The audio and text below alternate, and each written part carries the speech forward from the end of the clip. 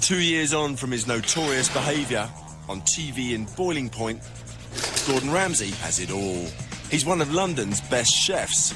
He's got money, power, machismo, love, A-list celebrity friends. The food's been absolutely pucker. And fame. He's even become a sex symbol. He's got a good-looking body. He's very fit. But can he control his infamous temper? Honestly, Friday, do you know what you can do? Yes, ma'am. Give you notice. He says he's changed. I think my management skills have improved. Hello? This is a fucking embarrassment. But what happens behind the scenes when Gordon Ramsay goes beyond Boiling Point?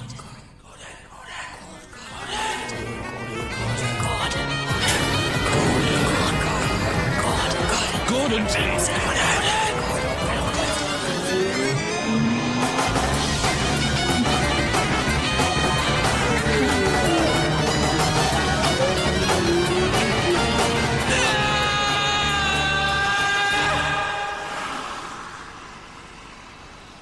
The 25th of January is an obscure date for most of us, but for the world's top chefs, it's more important than Christmas. It's the day Michelin annually awards its coveted stars to a tiny number of Europe's greatest restaurants.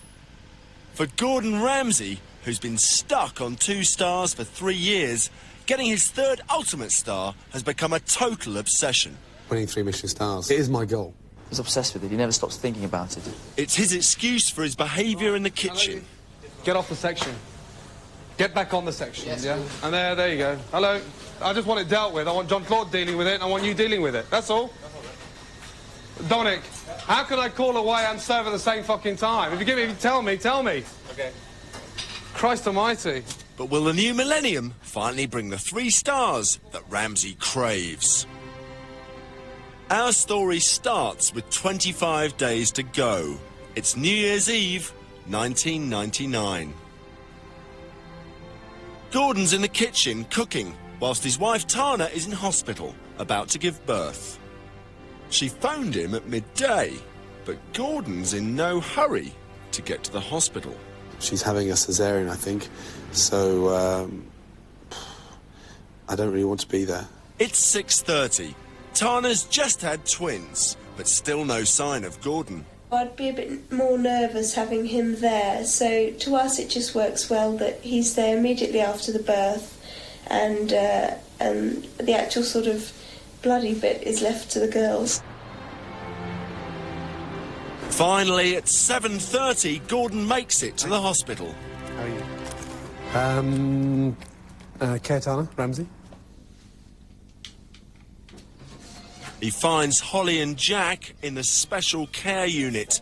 6 weeks premature, they both have problems breathing.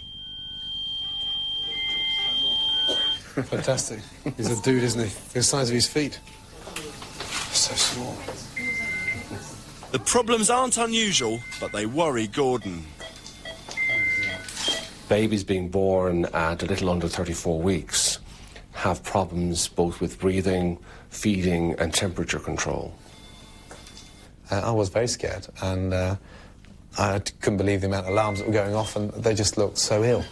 And I just, was praying that, they'd come through. It's quite upsetting for him to see them having to have tubes and on a ventilator.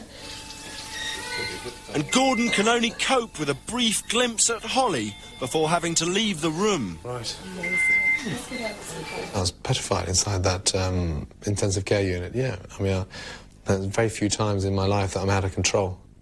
And very few times that I'm not in control. God. He's very excited. Although he did say to me this afternoon, can't you hold on till just after midnight? I don't think he's experienced contractions. But even at times of crisis, Ramsay's still got one thing on his mind, that 3rd Michelin star. 33, a month ago, 3 children. There's only one more 3 I'm waiting for. God almighty. I tell you, I can't get any closer now. Yes, with only a week to go, Michelin star fever has once again hit London's restaurateurs. It's all about building consistency. and increasing your standards year in, year out to meet the demands which are expected. But the result is a closely guarded secret. The main reason why chefs at my level respect Michelin is because no one gets close to them. Except that this year, three-star chefs Marco Pierre-White and Nico Ladenis have caused controversy. Marco has already announced that he wants to give back his 3 stars, whether Michelin want them back or not. And the other rumour doing the rounds is that Nico has also given back his 3 stars. I gave my 3 stars back for the simple reason is that, you know, 20 years I'd been in the kitchen, and winning 3 stars was very exciting. It was a major part of my life. Retaining them, I found rather boring. But Ramsay's making his attitude towards his former employer quite clear, so as to improve his own chances. Like they rightly said to Marco 3 months ago when he announced his retirement, it's not Marco White's decision to give the 3 stars back. They made that quite clear. I respect Michelin. I admire what they've done for gastronomy in Britain. I think people's demands have changed. So Ramsay's the contender, and all he's waiting for is an official visit from Michelin to confirm his new kingly status. Michelin traditionally send over one of their top honchos from France to have a look before they award 3 stars to anybody. So if he hasn't had that visit from Monsieur Michelin de Paris, then he ain't going to get it. It's the 20th of January. The pressure's on. There's still been no visit from Michelin. Even worse, Gordon's got a call from an insider who's heard a hot rumour that Ramsay's not going to get that 3rd star. Is someone pulling my cock? Is this the fucking... Is this a wind-up? What do you mean, think of this? Is no one going to lose my 2nd star? Fuck yeah, well, that's some consolidation. I mean, how friendly were you? How friendly are you with him? At times like these, Ramsay's notorious temper can get the upper hand. On, Sarge. Go on, push it out. Mark. As his staff know only too well. It seems so, you know, sometimes standing here, it just seems so lethargic. I honestly don't know what's going on, but and you got to, yeah. I said to you last night about working blind. We work on the pass. We're sending 4 main courses, and you're sending starters or the cappuccino. You've got to. Sometimes it's so lethargic. It's shocking, you know that. For cooks of your standard and your age. Yes, the news begins to sink in. It's doing my fucking head in, you know that. I can't even go for this properly. I think in my heart of my heart, if they're not here tomorrow, then quite frankly, we haven't got it. Okay. Okay, take care, bye-bye. Finally convinced, Ramsay's off to his hideout in the basement to get his head together. This prick on the telephone says to me, well, look, you haven't lost a star. You're not going to go down to what? I mean, is he fucking real? I can wait as long as it's necessary, but it's just doing my head in. This is the worst time. The only way to deal with this is to take a fucking holiday. Say, look, here we go again. Yeah, I'm here. This is my hideout, and the phone still goes down here. No one's supposed to know I'm here. Hello. Meanwhile, at Mayfair restaurant Petrus, Gordon's best friend, Liverpudlian ex-boxer Marcus Wareing, is also awaiting the Michelin results, hoping for his 1st star. 3 stars is sort of the cream, the icing on the cake for us all, really. It's not just about one man here. It's about a team of people and a loyalty to that man. As one of Ramsay's most dedicated ex-employees, Marcus Wareing is keen to live up to his former teacher's expectations. My way of saying to anyone, what's the reward for sticking with someone like Gordon Ramsay? Well, then I'm sitting in it. It's there. This is it. I haven't put 1 penny into this business. Not 1 single penny. He hasn't asked me for a penny, but yet he's made me a partner. And he's spent and put £1.2 million on my head. And I am very grateful for that. He has no doubts that his friend and mentor will get his 3rd star. We're all excited for him, and we're all waiting with anticipation as much as he is. And there's no one who'll be more happy than myself. But not everyone is so sure. In the city of chefs, rumours abound that Ramsay's notoriety has landed him in trouble with Michelin. And they've even reached the godfather of them all, Marco Pierre-White. I hear rumours that they didn't like what he did in his last programme. You know, that shouldn't enter the equation. What should enter the equation is what he puts on his plate and the service you're given. And if Michelin want to be childish about it, then fine. That's their prerogative. You're always going to revert back to say, well, Ducasse was 33 and Marco was 33 and the Porcel twins in France were 33, so why can't I get it at 33? It's a bugger. I think Gordon deserves his 3 stars. And I think if Gordon doesn't get his 3 stars, then it's an injustice. Meanwhile, Ramsay's nerves are on razor edge. He's discovered some white beans that aren't quite up to scratch. The beans are undercooked, and to add insult to injury, they're 5 days old. Sarge, fresh garnish, yeah? They're fucking useless, you know that? You know that? Ramsay's determined to identify the culprit. Sarge, are you tasting anything, or are you just here for the money? You're here for the money, aren't you? There were some white beans. They weren't as fresh as they should have been. And Gordon spotted it, luckily. I should have spotted it, but I didn't. And I got told off for it, which was entirely correct. You cooked them Friday morning for Friday service? Yes, ma'am. So Thursday evening. That's ridiculous. Friday, Saturday, Sunday. Monday, Tuesday, Wednesday. None left in because we're cooking a small batch. I don't give a fuck if we cook a spoonful. I'm not bothered about how much we cook. We don't do it. I mean, I'm shocked. Kitchen service continues as usual, while Ramsay's attention switches to a second victim. Do you not realise those beans are hard on your palate? Can you not identify that? Yes, ma'am. It's a blanquette de légumes. You're more interested about your cars and all that bits of bullshit, aren't you? No, it's all right. Why are they so undercooked? Sorry? I'm not sure. At the end of the day, things happen. I mean, it's like, you know, even the best, stupid example, even the best Formula 1 team made a mistake. You know, I saw Nico Häkkinen losing the wheel a couple of times in the Grand Prix. Shouldn't happen, this thing. Guys are paid a lot of money. We should do the best we can. But, you know, you obviously made a mistake, and, you know, I made mine, and Sarge made his mistake, and we get for it, obviously. You know, unfortunately in front of the camera, but at the end of the day, you know, it happened. Ramsay launches a full-scale investigation. He's convinced the staff have tried to cover up. Why are you sticking your fingers in? What's this, Nick? What about this with a spoon in your hand, you fucking idiot?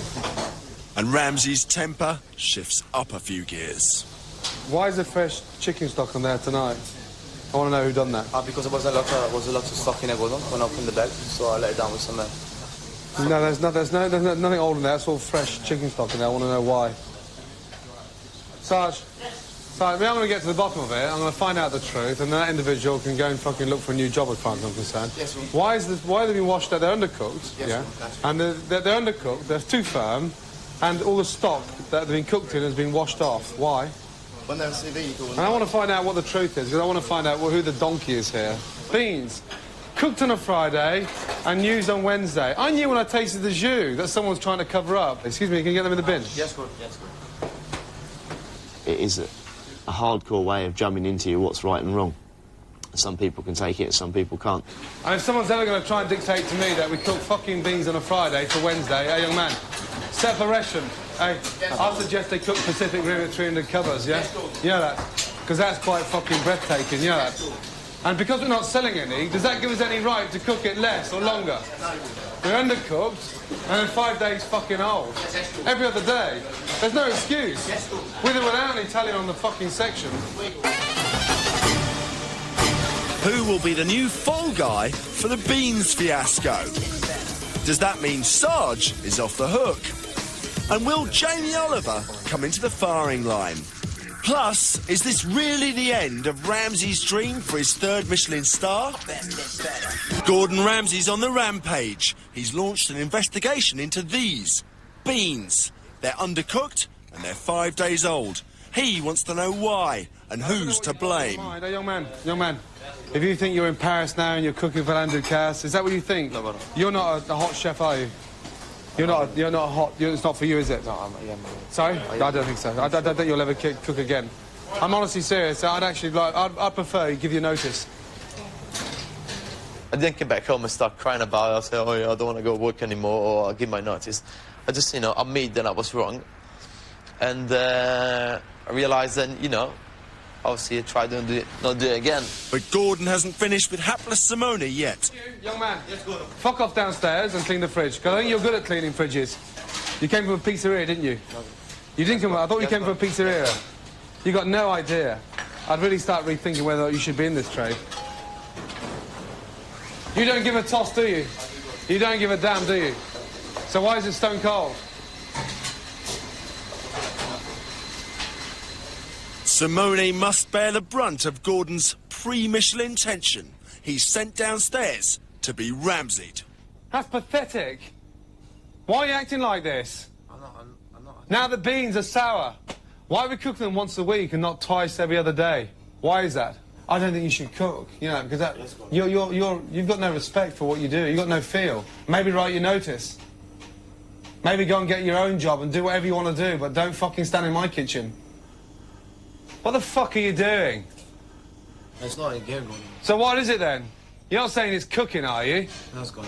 Sorry? Not gone. I think you better just give me your notice. Don't worry about your job in Paris. You know that? I think it's easy for you to fuck off back to Italy.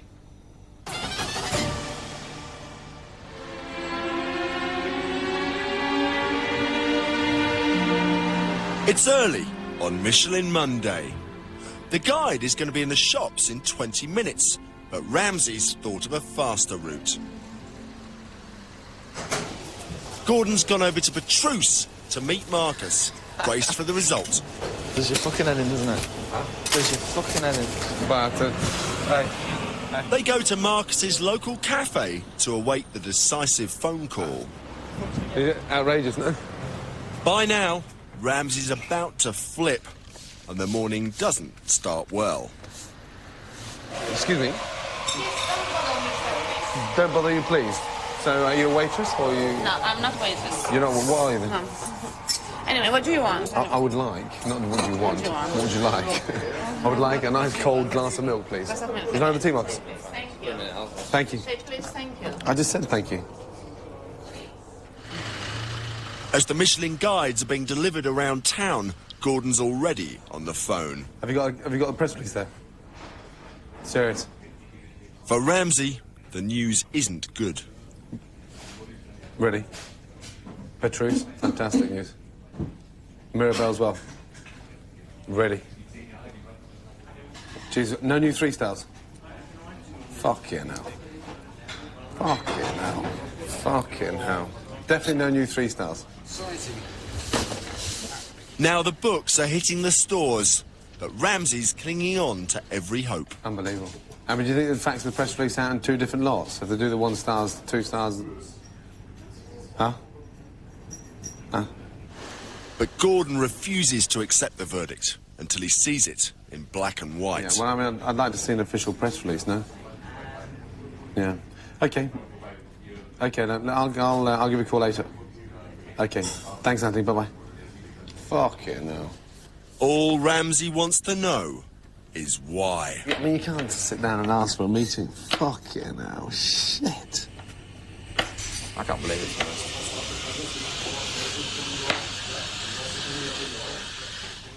In a desperate last attempt, Ramsay calls Michelin HQ incognito. Hello, good morning. The press release available today. Excellent. And can I? Are there any new 3 stars? There's not. No. And are there any new 2 stars? Excellent. Okay. And that's it. Thank you very much indeed. Bye bye. Oh, you got your star. Congratulations. For Gordon, it's the bitter end of a long wait. It'll be another year before the next Michelin guide. But over at Petrus, the staff await Marcus's return. I just found a very happy chef. Congratulations.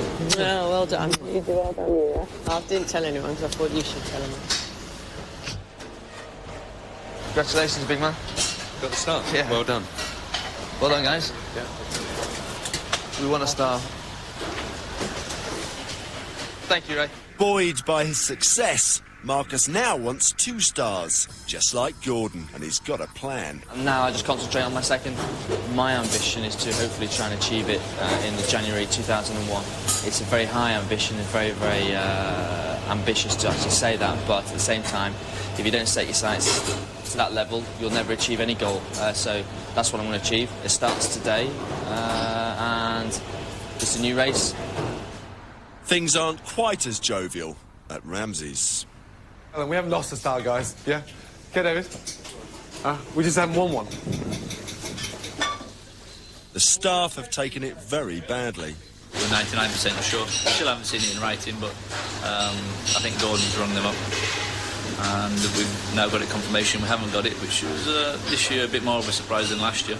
We have to work hard, and I am always hoping one day, for him and for us, we will get the supremacy, so the star. But we still work, and it will not stop me for anything. There's an atmosphere of mourning in the kitchen. After Gordon's major disappointment comes more pressure to keep the cool. Celebrity chef Jamie Oliver has come to spend a few days in Ramsay's kitchen to pick up some tips and commiserate. I just can't believe that he didn't get his third Michelin star this year. It'll come next year, but, you know, and it's not all about badges anyway, but I just think it's thoroughly insulting when you've got, you know, some stale old man doing the same old thing, and it's someone that's kind of fresh and got loads of ideas and is trying to extend what's going on in England food-wise, and they're not getting the credit that's due, really. I've been pretty blown away. The food's been absolutely pucker. You know, there's a fair bit of bollockins, as we all know, you know, telling off going on, but not without reason, you know, it's because the geezer cares. Ramsay's been so preoccupied with work that he's not spent much time at home, leaving long-suffering wife Tana in charge. I'm a mum, aren't I, Jack?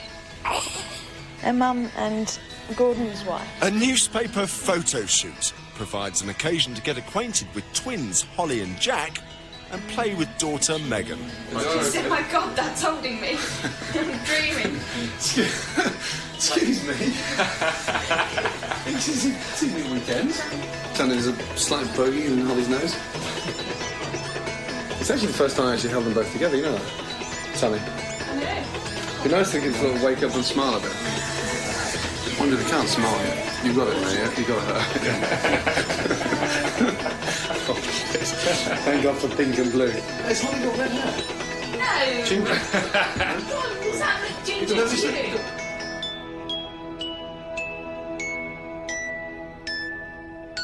Grumpy Jack. Just like your daddy, aren't you, Jack? Just like your daddy. Grumpy. Next week on Beyond Boiling Point, Ramsay holds Marco Pierre-White's hand in court. He takes on the establishment, and is he the steamy chef in this racy novel? Oh, his taut muscles straining underneath his shirt. The ball's horrendous. But is dissent brewing in Ramsay's kitchen ranks? Questions that we ask Gordon. Gordon's got a saying on he doesn't want you to be a pussy, man. Doesn't want anybody to be a pussy. Gormless twat. It's the society event of the season. Anyone who's anyone in London's restaurant scene is there. The godfather of cooking, Marco Pierre-White, is getting married. In the city of chefs, feuds and court cases are rife. Why else would your guest of honour be high-profile barrister George Carman? But for Gordon Ramsay, it's all in a day's work. For Ramsay and his former boss, Marco Pierre-White, boys from council estates, society weddings are now the norm. But there's been a price to pay for their huge success. Big boys don't fight their battles on the back streets anymore, but in court. And both Ramsay and Pierre-White have lawsuits hanging over their heads. With expensive court cases coming up for them both, it seems to make sense for Ramsay and the newly married Marco Pierre-White to head off for a day in the country to relax. But the peace doesn't last long. They're soon receiving calls and faxes from journalists hounding them. A new, racy novel is about to hit the shelves, and it seems to be uncomfortably familiar. The Sunday Times are haunting Marco to comment I've already spoken to them, and I said I'd like to read the book. Marrow appears to be based on Ramsay's former incarnation as head chef at the restaurant Aubergine. Certainly the authoress, a former underwear model turned journalist, had spent several weeks doing research in Ramsay's kitchen some years ago. They've launched it on the back of incidents and stories and fabrication from the aubergine. Tiffany admits the rivalry between Marrow's two main characters, Seamus Bull and Emmanuel Koch, has been compared to that between rock and roll chefs Gordon and Marco. It has been said that Seamus Bull is based on Gordon and that Emmanuel Koch is based on Marco, and that's simply because Seamus Bull and Emmanuel Koch in the book have a rivalry, and perhaps the most celebrated rivalry in the London restaurant world is that between Marco and Gordon, although they say that they are the best of friends now. As the day progresses, Ramsay's becoming increasingly paranoid. I can tell it's a bit of a stitch-up because A, I haven't been invited to the launch, and B, she hasn't even asked me for any form of confirmation. I gather there was a muck-up with the invitations and he didn't get one, which is a shame. One shot from his dark, smouldering eyes and a woman could so easily feel her clothes falling off. Imagine his strong, broad hands grasping her waist, his Celtic features bearing down on her, his taut muscles straining underneath his shirt as, oh, their imagination could take them so much further.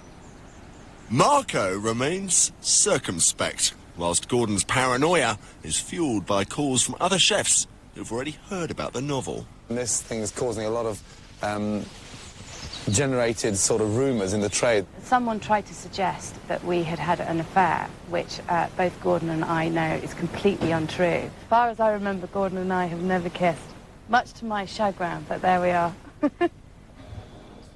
Back at home, Ramsay's wife Tana has a more cynical view of the Marrow PR machine. The kind of life, public life that Gordon has, these things are going to happen every month, every 6 months. It doesn't have any interest to me whatsoever, and to be honest, I wouldn't waste my time.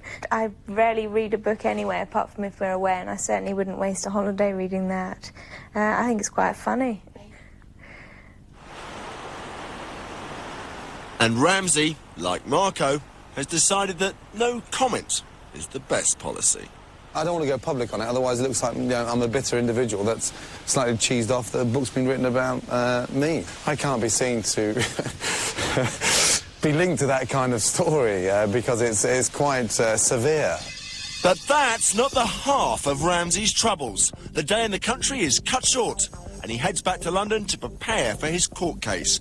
Ramsay's past is haunting him. Before he set up his own restaurant, Ramsay worked as head chef at Aubergine for the A to Z restaurant group. A to Z is a smallish, about 10 restaurants at the last count, I think, group based in London, called A to Z because two of the restaurants they own are Aubergine and Zafferano. A to Z also owned L'Oranger, which was headed by Ramsay's best friend Marcus Wareing. But their relationship with A to Z all went wrong in 1998. The dispute started when Gordon Ramsay resigned from Aubergine in July 1998. And shortly after that, Marcus Wareing was sacked from L'Oranger and several members of staff walked out with him. So many members of staff that the restaurant had to close for about 3 months. Ramsay and Wareing proceeded to set up their own restaurants, forming Gordon Ramsay Limited. But in January 99, activity was afoot at the deceptively calm A to Z headquarters. They were reportedly suing Ramsay for £1 million. When A to Z issued a writ against both Wareing and Ramsay, alleging that they wanted £1 million for the loss of earnings of the 3 months they were closed, and they were also alleging that electrical equipment was damaged at L'Oranger and that pages had been ripped out of the reservations book at Aubergine. No. And to complicate matters further, Ramsay still owned 10% of the shares in A to Z. He had investments in the enemy. But Ramsay and Wareing aren't the only ones who are discussing tactics. Court mania has taken a firm grip on the city of chefs. Ramsay's mentor, Marco Pierre-White, is taking the New York Times to court. He's suing them for £75,000 over allegations of drugs and booze binges. For Ramsay, who was willing to appear as a friendly witness for Marco, it's a chance to get practice in for his own court case.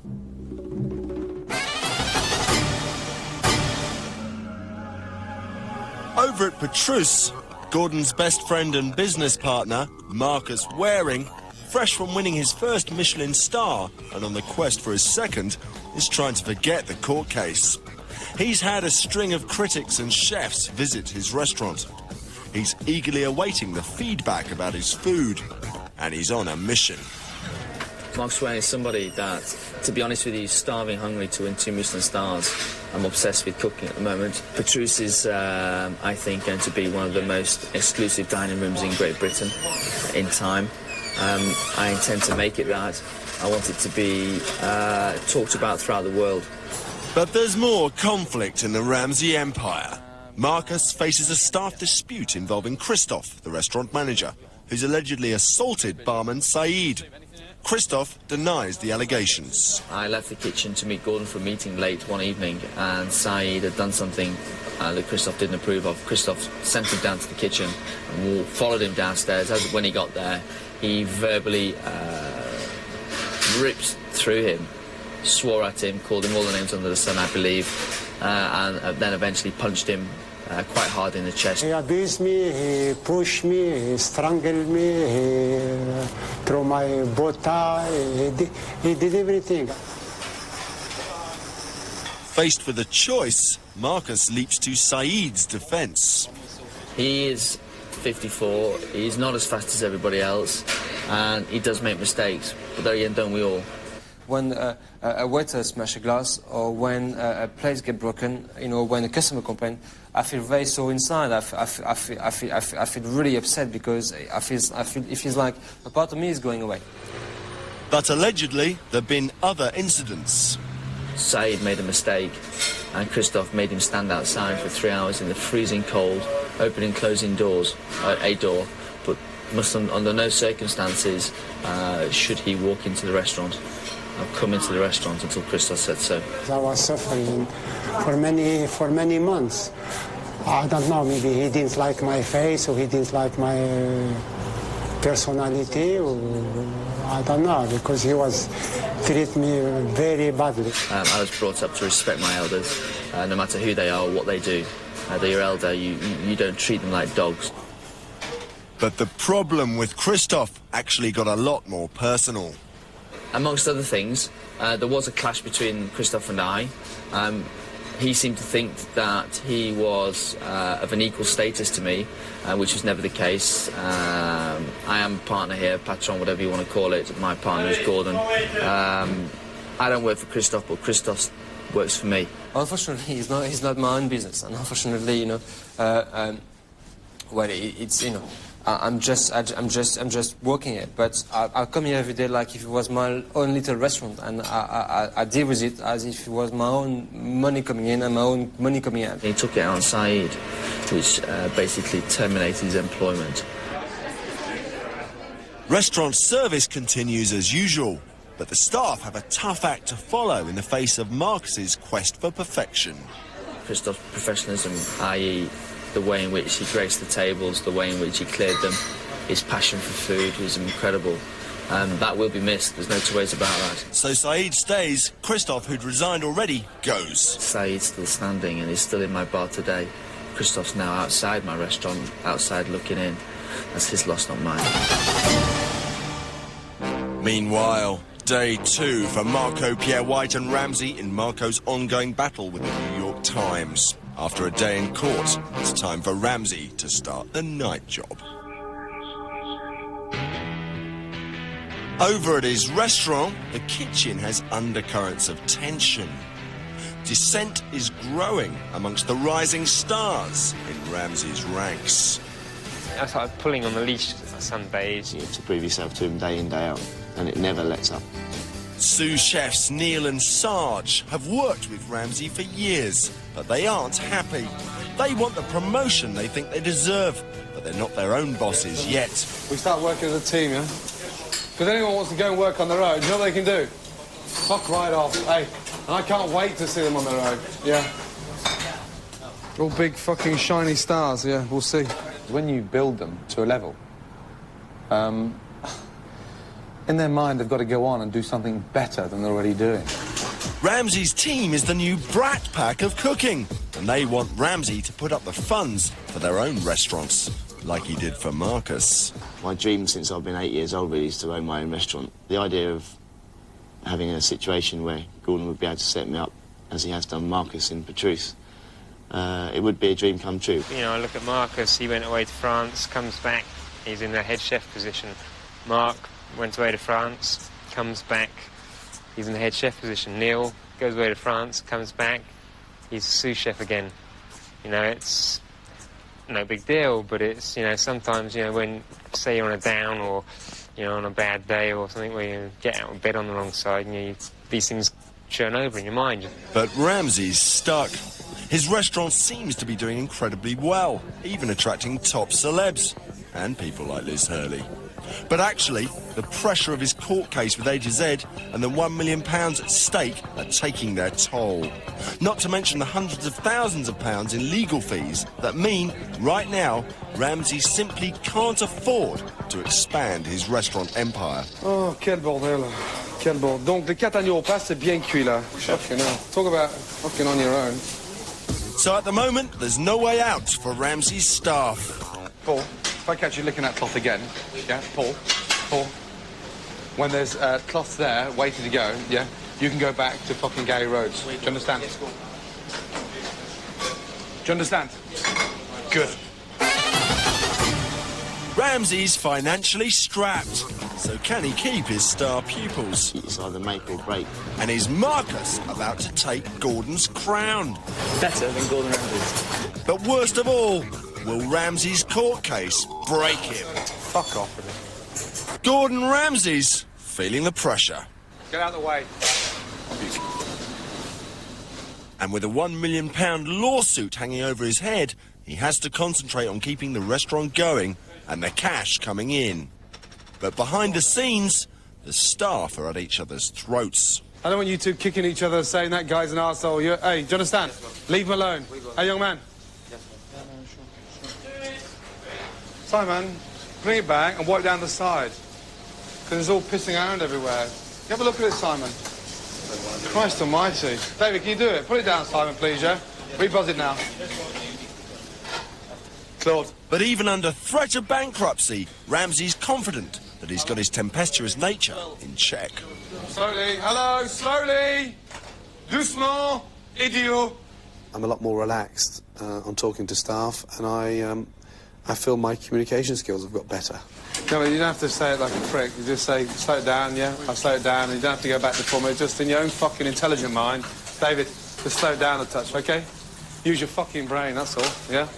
I mean, I think my management skills have improved. They've had to improve. You're wasting so much time. Your front thing's done, David, and the gun is not even ready. Work together. David.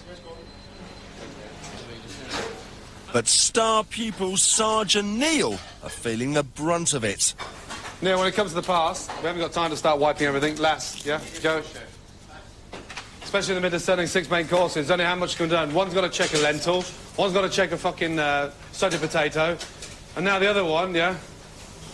Oh, fucking hell. They've paid their dues, and with no promise of a way out, there now seems to be no reason for Sergeant Neil to stay and take the abuse. I've got questions that I'm going to ask Gordon. It's getting to the age now where I have to make that dream a reality soon, or all this hard work and effort, and it's just going to pass me by. And Sarge, we can all rush and kick it out. Hence the reason why is closing next week. Sarge, didn't get you very far, did it?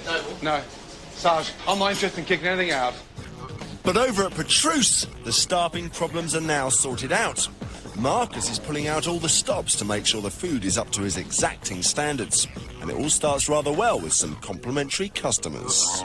Table 15, 2 Americans. They loved it. Came to Gordon's the other night. Better than Gordon Ramsay's. Better than Gordon Ramsay's. Marcus is eagerly awaiting one article in particular by the Times critic Jonathan Meades. And Gordon's already had some inside information. Jonathan took me aside and said, Gordon, whatever you've done, Petrus, you have created a monster because it is exceptional. And That's some of the best food I've ever eaten. There's only 2 chefs ever in this country to be given 10 out of 10, and that was Marco White and Raymond Blanc. But for Marcus, there's a third top chef in Britain who taught him everything he knows. If there's a standard in which I look for in any kitchen throughout the world, throughout Great Britain, it would be Gordon Ramsay's kitchen. But with Ramsay besieged by problems, is this the moment when Marcus will overtake him? If I surpass that and go further, even better. It's late Friday night London, but the city of chefs is still wide awake.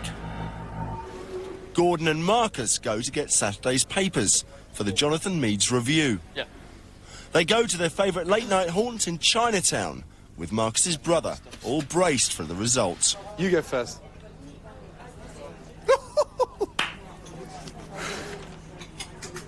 Oh, shit.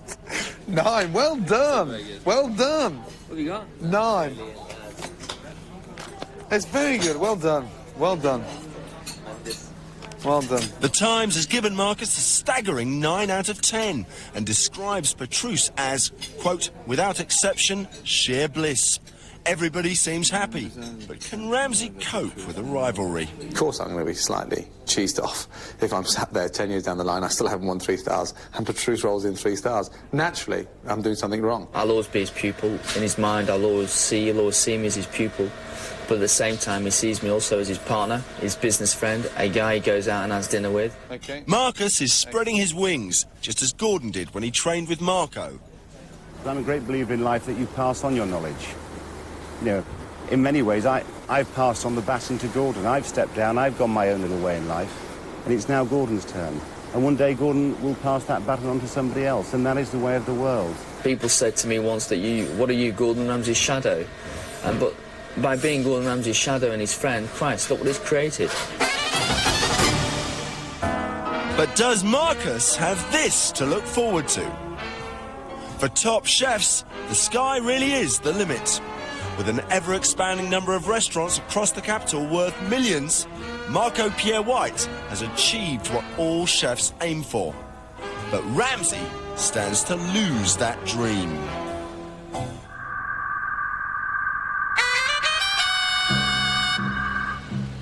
On the day of the verdict, the paparazzi gather.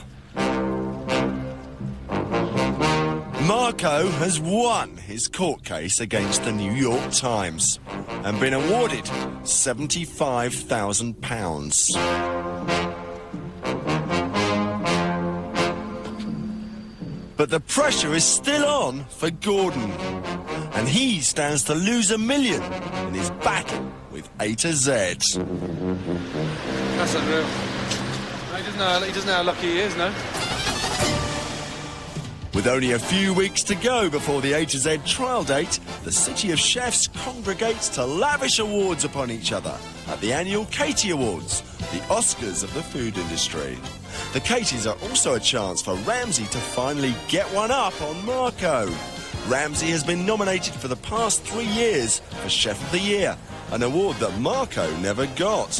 And behind the smiles, the City of Chefs can be bitchier than the theatre. And it's a big award, and they all sit down and say, hi, how you doing? Nice to see you, shake your hand, and they're all full of shit. The minute you go for a pee, they're backstabbing you or slagging you off somewhere along the line, or, you know, here's that outrageous chef again that treats his staff like a big bully. The moment that Ramsay's been waiting for finally arrives. The Chef Award is one of the most keenly contested and widely talked about. The judges say it's the most coveted title in chef circles. Ladies and gentlemen, the winner of the Caterer and Hotel Keeper Chef Award for 2000 is Gordon Ramsay. But at the moment of triumph, Ramsay's thoughts are with those who are not lucky enough to ever win this honour. A great award for any chef to win, and I'm very sorry that Marco never got it. With one up on Marco and his bad boy image intact, all Ramsay's got to worry about now is that £1 million lawsuit. I have to be very careful now what I say. Now I've been given the award. That makes me shut up even more now. So it's...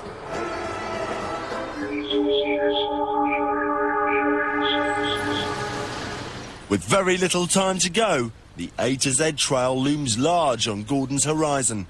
It's not a good time to get on the wrong side of Ramsay. His shoes Yeah, I've seen the binman with smarter fucking shoes. Look at them. Yeah, get outside. On Ed 14, go.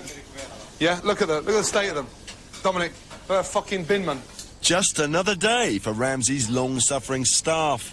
But as the boss tries to concentrate on running the kitchen, his lawyers and A to Z's lawyers do a deal. Now, the terms of that settlement were not revealed, and there were confidentiality clauses, so neither of the two parties involved are allowed to talk about it. But it seems fairly clear that one of the things that happened was that was the point at which Ramsay relinquished his 10% shareholding in A to Z. Gordon Ramsay may have said goodbye to the aubergine, but he's safeguarded his own empire. And he's now free to concentrate on the master plan. Next week on Beyond Boiling Point, free of debt and no holds barred, Ramsay's getting into his stride. Sarge is back in favour, and Ramsay's hobnobbing yet again with the rich and famous. But there's a family drama. I was an addict. London's most colourful chef, Gordon Ramsay, is having a very bad day. Christ almighty. I'm getting slightly embarrassed already. Can't help but get agitated because there's no brains going into it. 6 is the largest table, Neil. Sarge. Yes, Gordon. I don't understand why you do any more than that. His long-suffering staff are preparing top-quality food, but at a risk. The pressure is really on from the boss. Christ almighty. Huh?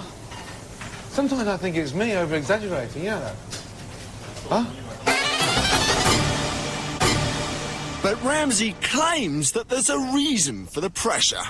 Sometimes, unfortunately, there's things that have gone on that I, release and combined the hurt on other items throughout that particular day to offload them. The key to Ramsay's troubles can be found in a small town in the west of England. It's where his younger brother Ronald lives. He's been an addict now for close to 5 years. Ronald is addicted to heroin. It's a great sadness, and I dread the phone call one day. I really do. I dread it because I can't see any way out at the moment. It's become a Ramsay family drama. The person I don't want to see, really hurt is Mum. So she's been through all this before, and now it's my turn to take it on my shoulders and deal with it. Gordon and Ronald grew up in Glasgow together. I mean, I'm not saying that because I'm looking for sympathy, but at times it hurts because I've got no one. It's very easy for that family to believe that they're a victim of this person, whereas in reality, the entire family is a victim of heroin. It's come between Tana and I as well. We haven't fallen out over it, but it got thin 2 or 3 times because she's never been exposed to that kind of society. And I'm just not going to jeopardise my relationship with Tana. So Gordon's letting off steam on the rising stars amongst his kitchen staff. I've never seen a bunch of fucking big-headed, egotistical in all my life. Never, ever. Careful. Yeah. Duels, monsieur. Can you take it by the hand, please, Jean-Claude? Get out of the way. 1 minute, please. Get out of the way, Sergeant. I could get seriously upset, with a chocolate tart, but, if I've just spent an hour and a half on the telephone to Ronald and he's, been using methadone, and, I feel gutted. They can't send it like that, guys. Sarge, stop! I wish someone had a bit of control here somewhere along the line. But Ramsay's not just letting it out in the kitchen. Some might say he's running away from his problems by training for his first ever marathon. The marathon is, it's going to be bloody hard work. There's no two ways about that. At 17 stone, the 6'1" ex-footballer is hardly ideal marathon fodder. Everyone's telling me to slow down and don't drop and don't end in St Thomas's Hospital in the back of St John's ambulance. Can he make it? Even his best friend has his doubts. I think he'll get a blister. And I think he'll pull out. Or he'll hurt his calves.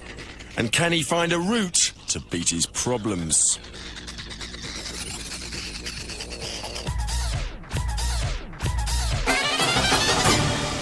In an attempt to deal with Ronald's addiction, Ramsay went into rehab with him. I got told that I was an addict. I was a perfectionist, and it's an addiction. Clouds, a rehabilitation clinic favoured by celebrities, made Ramsay paranoid when Gordon and Ronald went into family therapy. I could not walk back in the doors home and explain to Tana what I've just gone through. She doesn't know that I got called an addict. Ramsay just couldn't cope. Throughout all the therapy, I took it on my shoulders because I felt guilty, because being successful, he rebels against that. So you can't help but blame yourself. Ronald's taken everything from me, and it still hasn't worked. That day, leaving Clouds, I had to get out. Ramsay says he's spent over £20,000 on rehab for Ronald, but it hasn't worked yet. For everyone who's addicted to heroin, if a thorough assessment of their situation is carried out, the correct treatment can be identified. It may not be the easiest one for them, but it will be the best one, and there's a good chance of it working. I feel far much better now because I've done it. I've got to the very, very top. I've climbed the very, very top with him. I've put him through rehab, and I've been there. I've had tears with him on the telephone. We've gone fishing together. We've slept on a beach together. We've lit a fire together, and we've gone to hell and back. Back in the kitchen, the staff are solemn.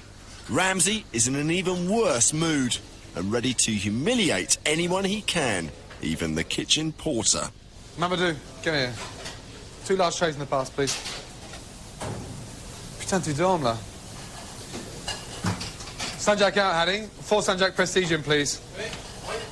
Then, you numfuck. Hey, come here. Come here. Mamadou. 2 grands plateaux. Jesus Christ. Wait.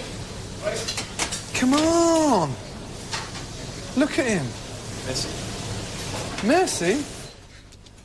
But things are about to get better. Ramsay receives a phone call from someone who he thinks is a prank caller. We had a phone call from the government hospitality.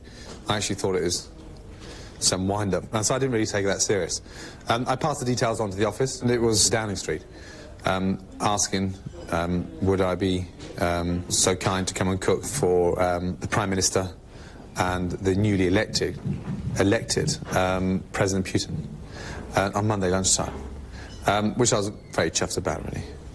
I didn't think naughty boys ever got a chance to go to 10 Downing Street.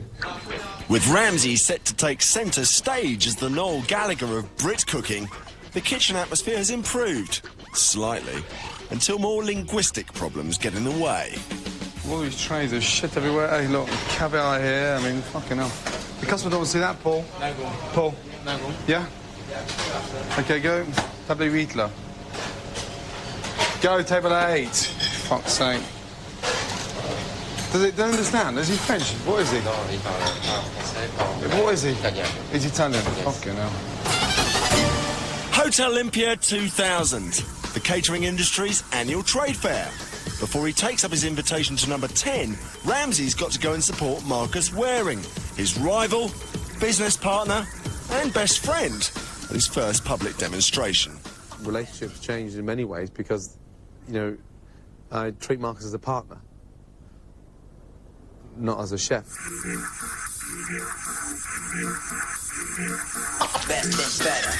But Ramsay's doing his very best to put Marcus off. He always delays everything. He's never on time. And he knows that this is my first demonstration and he's been looking forward to this for a long, long time now. What do you think of those hairs on his arm, Ken? Look. Marcus, you don't think you should have a shave before you go? Should we stand over there so it looks a bit fuller?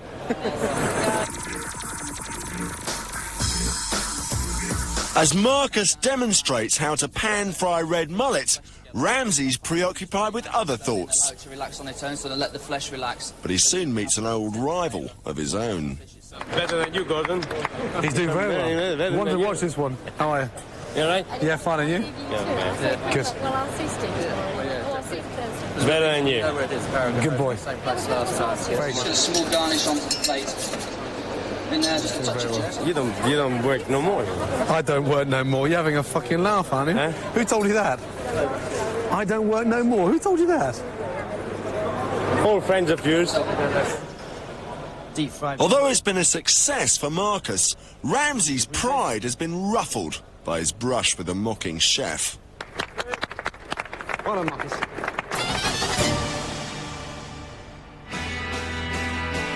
Now it's hit the tabloids. Ramsay's decided to go public on his brother's addiction. I can talk about it openly now because he's relapsed again for the third, fourth time, and I don't know, it's got to, it's out my system now because I've been there, done that, and done every possible support, given him everything I could possibly do to get him through it. And to make matters worse, down in the West Country, Ronald has been charged with theft from the local supermarket. Now it's, you know, thieving and using and thieving and using to fund his needs, so it's going to go up big time. He's in court on Monday, and if he gets sent away for 2 or 3 months, then you know, there'll be an adverse effect from that. It isn't a choice. They really are addicted to it. They will actually prioritise obtaining the drug over everything else in their life. And when I say everything else, I mean their family, their relationships, their work, their physical health, everything. So, with Ronald due in court next week, and even more aggro in the kitchen... You're not bothered, are you, Sarge? Fucking useless. How on earth will Ramsay cope with running a marathon and cooking for the Prime Minister all in the same weekend?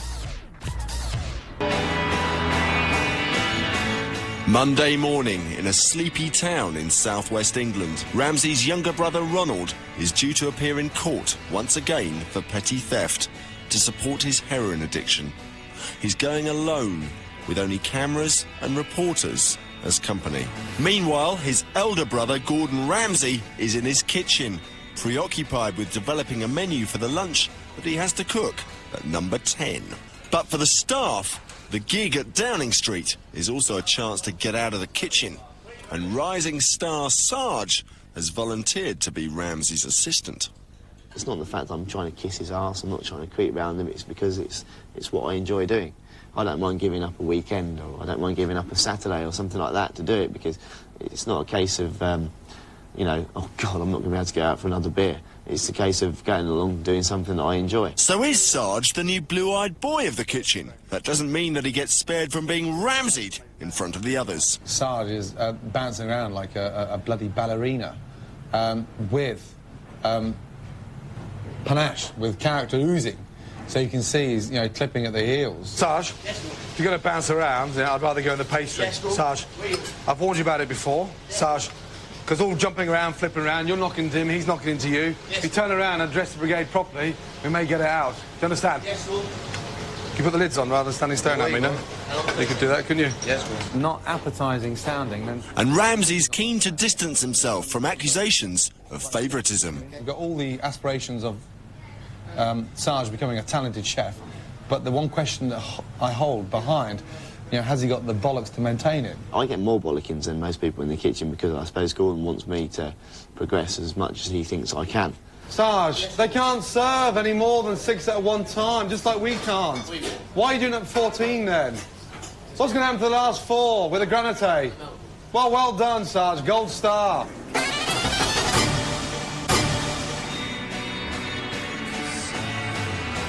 Meanwhile, in the West Country, Ronald Ramsay's court case has been heard.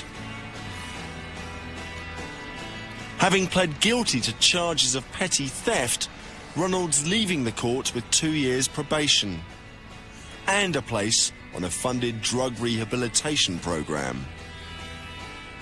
He got given a 2-year probation, which is bloody lucky, very, very lucky indeed. He's off methadone. He's looking now to enter rehab, a secondary clinic where there's not such a strict confinement. Gives a bit more freedom. Ramsay and Sarge are putting the finishing touches to the Downing Street menu. Mark Sargent's going to be the resident chef there next year. Tony wants to go for his first star. The special menu consists of British produce with a Russian influence. It includes a caviar dish for Putin, as well as ham-knuckle terrine for Blair. I'm not too sure about Putin. You know, Putin reminds me too much of putain. Putain is French slang for prostitute. Okay, Mark, what do you think? Yeah? Nice and light. It's got a bit of a Russian sort of influence to it. Yeah? It's KGB free. Sorry, it's GM free. But there's already been friction between the bad boy of cooking and number 10. I asked if I could use my own china. And he said, no, you can't, because the space. They've got some dreadful china with all these horrendous emblems on with ER. All this ghastly green and grey stuff. And their size of their main course plates were the same size as my saucers. Downing Street, I can't imagine having too much of a well-stocked kitchen in the terms that we're used to, you know, with all the stoves in a very professional kitchen. We've taken all our own pots and pans and everything like that, so we've got items of equipment that we're going to be used to. But we know the dishes, and so hopefully it should be fine. I asked if we could, bring my own team of waiters in and serve it, but they want to use their butlers. They're not called waiters, they're butlers. They've been properly trained. They all starch their underpants, and they look immaculately dressed. But even the boisterous Ramsay's getting butterflies about serving a real power lunch. There is, no equipment whatsoever, so I'm not too sure if I'm positive it's going to work. I mean, I just hope they eat it. That's the most important. Okay, so the sea bass with crushed new potatoes, confit tomato, white asparagus, and lovely girolles.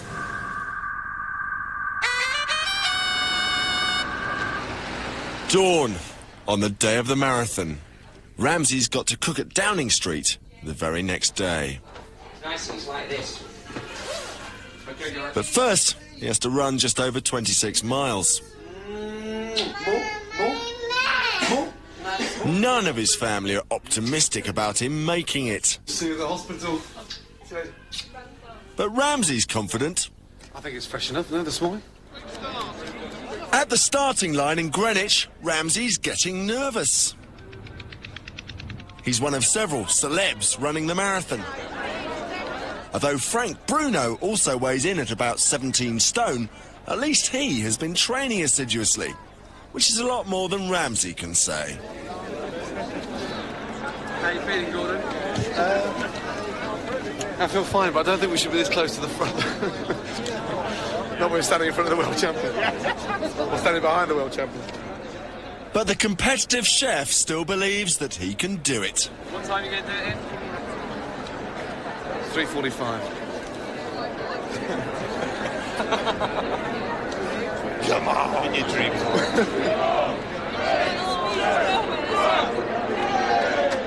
Ramsay's determined to make his target time of 3 hours 45, but he has 32,000 other people to contend with.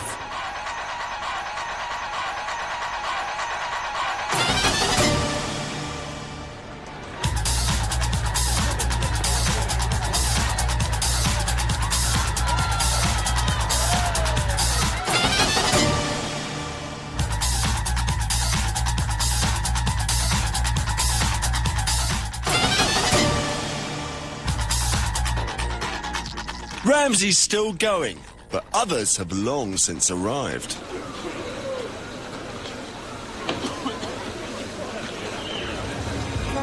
Just 1 hour after his target time, Ramsay crosses the finishing line. Oh, Jesus.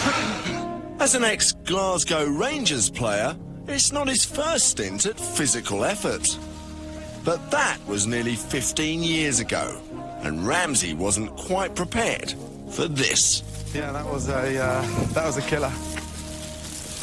Stopped twice. Did you? Yeah, cramp. Bad and just seriously stiff.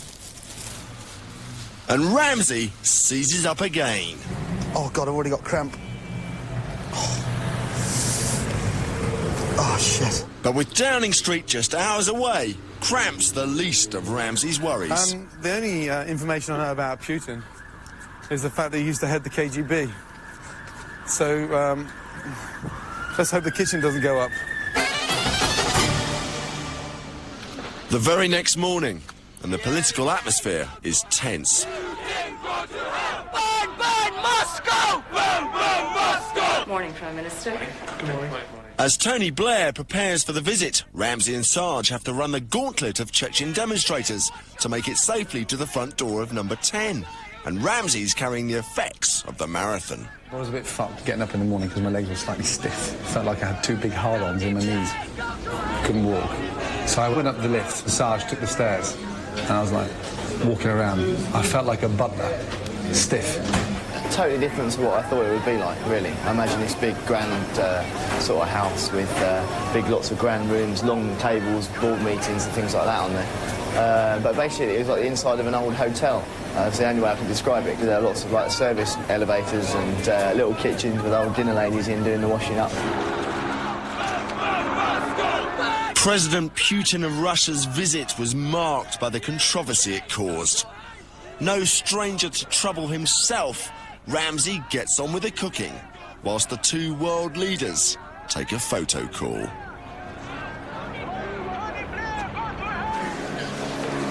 It's going to go right now. As Blair and Putin concentrate on matters of international importance, the power lunch is about to be served. After the lunch, there's another press call, and this time, Ramsay's invited. Thanks so much. Not at all. Yeah, it's really great. Really enjoyed it. Thanks so much. Glad you enjoyed it. Thanks. Yeah, fantastic.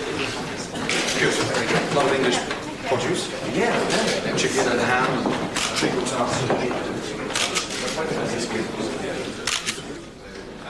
After lunch, there was a press call, and the newly elected president and the Prime Minister asked for a photo.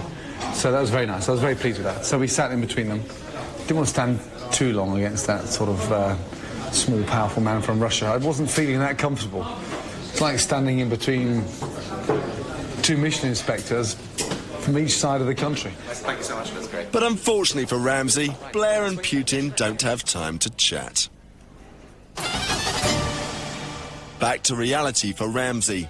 Since his brother Ronald's appearance in court, things haven't got better, and the Ramsays have come to a difficult decision. We went through recovery and relapse. Where do you draw the line? We've had many discussions, Tan and I and Mum, and it's always ended up in the same discussion. You know, it's got to be now tough love. Gordon's decided to try and cure his brother by cutting him off. It's so easy to look at the person who uses heroin as a bad person. They're a good person, but their behaviour needs adjusting. But they are all victims of the drug, not of the user. Next week on Beyond Boiling Point, Ramsay keeps on running when he splashes out on a stag weekend for Marcus in Monte Carlo, gets a lesson in game from Marco Pierre-White, and pays a pilgrimage to a top restaurant in Spain. But should Barcelona really have to tolerate this kind of behaviour from Brits abroad? Gordon Ramsay is now king of the City of Chefs, so this week he celebrates, as only he knows how, by going on the rampage with the lads in Britain, Barcelona and Monte Carlo. But his old friend Trouble is never far away. Stuart. Thank you. We can all hide, you know that, Stuart. Yeah, one day you're going to be a head chef, you know that? Yes, yeah, can't fucking wait. Ramsay's about to go abroad, but he's got some unfinished business in the kitchen.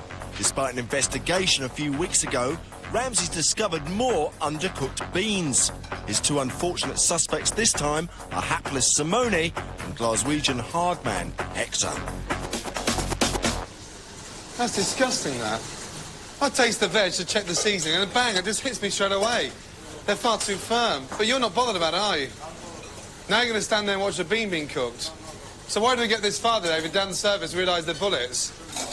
He's fine. I don't think you understand. You've given up, haven't you? Can you just leave the basket in the water and get them cooked, yeah? Ramsay's now got Scottish sous chef David Hector Dempsey firmly in his sights. David. Hey, David, for the last time. Do you understand? Yeah? I don't want anyone working on the floor, David. OK? I mean, if I want to check it, I'm not going to go down there on the fucking floor, yeah? OK? We get up and we check it properly, OK? With only hours to go before his plane leaves, Ramsay doesn't let up the pressure. David. I've seen nothing from you yet, you know that? You're just one of the run-of-the-mill, aren't you, David? David, you're an average cook for your age. You're just one run-of-the-mill, isn't it? Asparagus last week, now bullet beans, and you still don't notice them.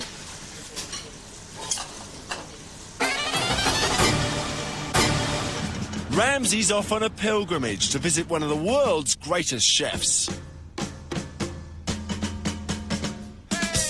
Destination? Barcelona. Ramsay's part of a posse of 6 top British chefs who've come to pay homage to Spanish culinary genius Ferran Adrià. They head for Ferran's inner sanctum, his laboratory, where Ferran spends 6 months every year experimenting and creating completely new cooking techniques. It's the work carried out in the laboratory that makes Ferran a revolutionary 3-starred Michelin chef. Gordon's impressed. Amazing. Beautiful. Ferran's even installed a video link with his restaurant 150 kilometres away. A push of a button activates the kitchen. Gordon's humbled. But each time I come to places like this, it makes me realise that I'm still a cook. I'm not a chef, because this is amazing. I mean, this is a dream come true. Christ, what a place.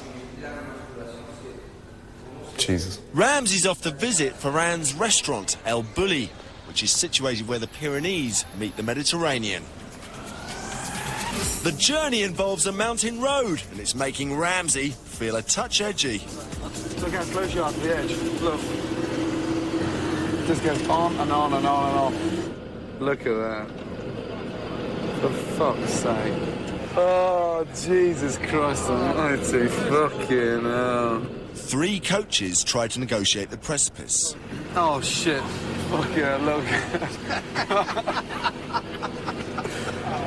Sat, any chance to open that window, please, mate? Yeah, so we can vomit through something. I'm like that, I'm holding myself there. Just think how pissed off he's going to be at all these customers late for lunch. Terrible. An hour and a half late, and they eventually arrive at their restaurant Mecca. Gordon heads the posse to meet the Catalan culinary god. Spanish, please. Let me go and say hello. Petit. Très bien. Tu vas bien? Tampon? Over 3.5 hours, the bloated Brit chefs have consumed a 21-course menu.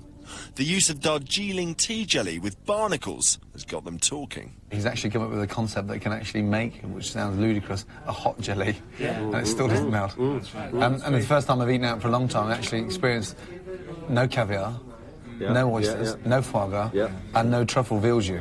And still come away thinking that, wow, this is exciting. In the kitchen, Ferran talks the chefs through his techniques and presentation. Over a glass of champagne, a subservient Gordon introduces Ferran to the Brit pack. Ça, ils ont gagné un concours pour le meilleur jeune chef à l'Angleterre. Ah oui, oui. Mais tu t'as... You know, yeah,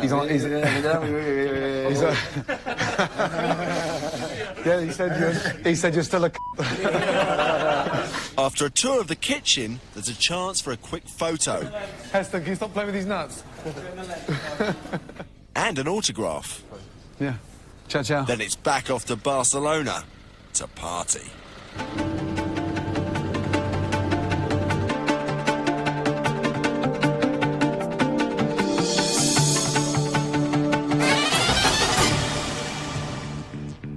(1:30 a.m. Back in London, Ramsay's employees are leaving work. Exactly. So there, guys.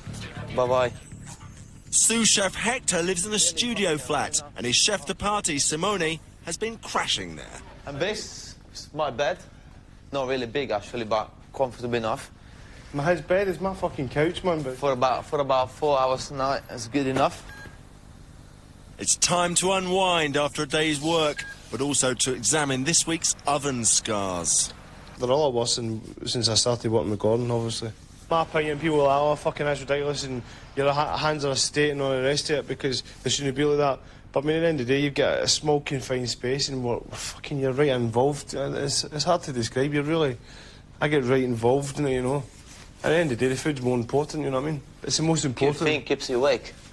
You never fell asleep. I got a baby, but you know, I'm in a bed session, so I haven't got, you know, my stove is not really hot. I say service at Gordon's, man. If you can work there, service at Gordon Ramsay's, man, you can do a service anywhere. Yeah. I don't give a fuck what anybody says, you know what I mean? In their boss's absence, Hector and Simone have had time to reflect on their recent grillings. He fucks it for it, man, doesn't he? Huh? Yeah, he fucks it. But all Gordon wants you to do is be fucking strong, man. And not be one of these... Gordon's got a thing where he doesn't want you to be a pussy, man. Doesn't want anybody to be a pussy. Sorry. No tourists.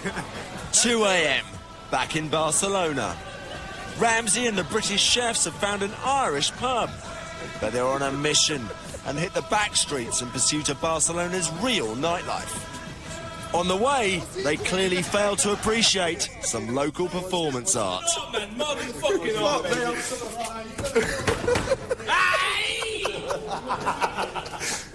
Yeah, listen. Okay, we'll go in. In their pursuit of Catalan nightlife, the chefs find they may have ventured a little too deep into Barcelona's back streets. They've stumbled across a gay flamenco club, which isn't quite what they were looking for. No. Is it Mars bar raid? Oh shit! No. The atmosphere stifling. It's too hot. Look.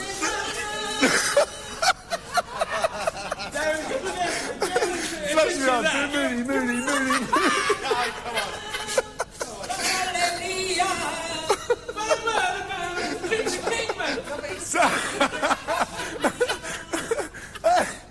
Come on!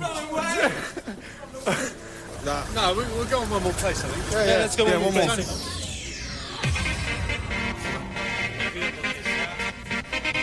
Finally, they track down the type of place they are looking for.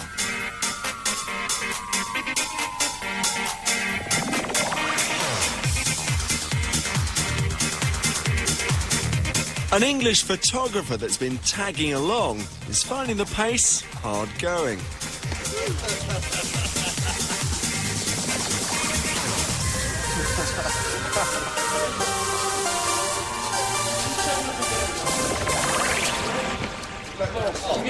But there's one more chance for a final photograph. This is catering.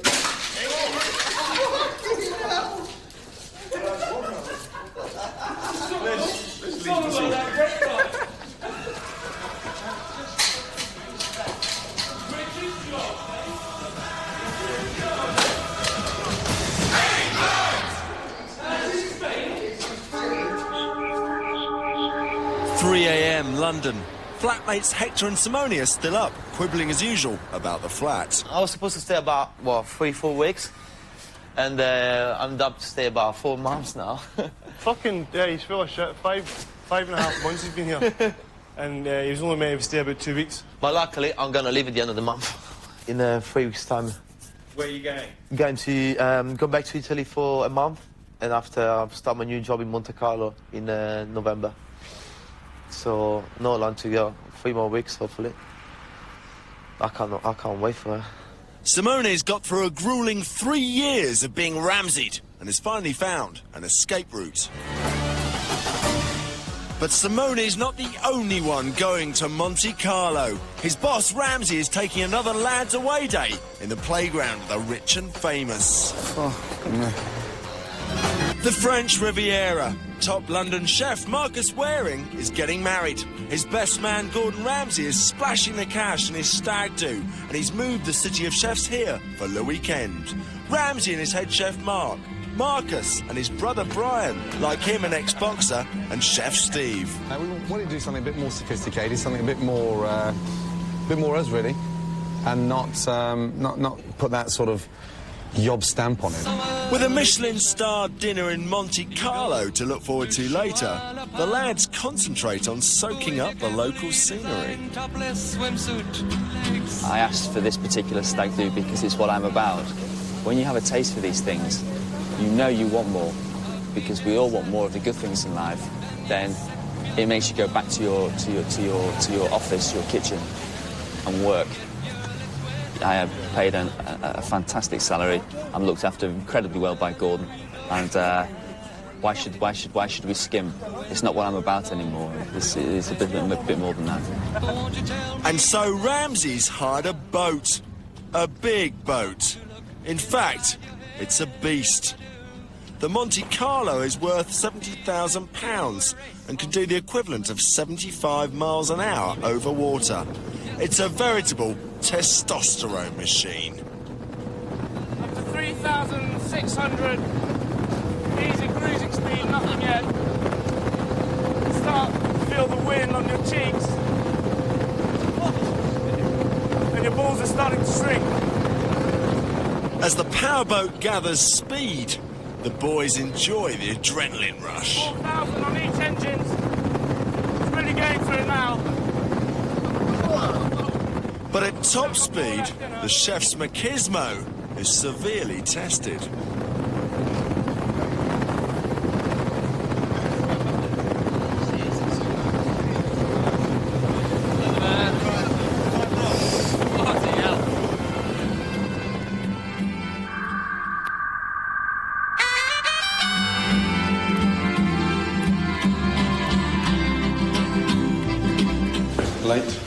Marcus's stag party are off to Monte Carlo for the evening.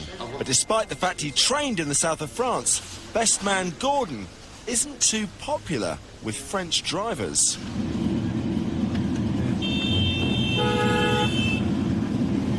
What's his problem? Huh? Down towards the...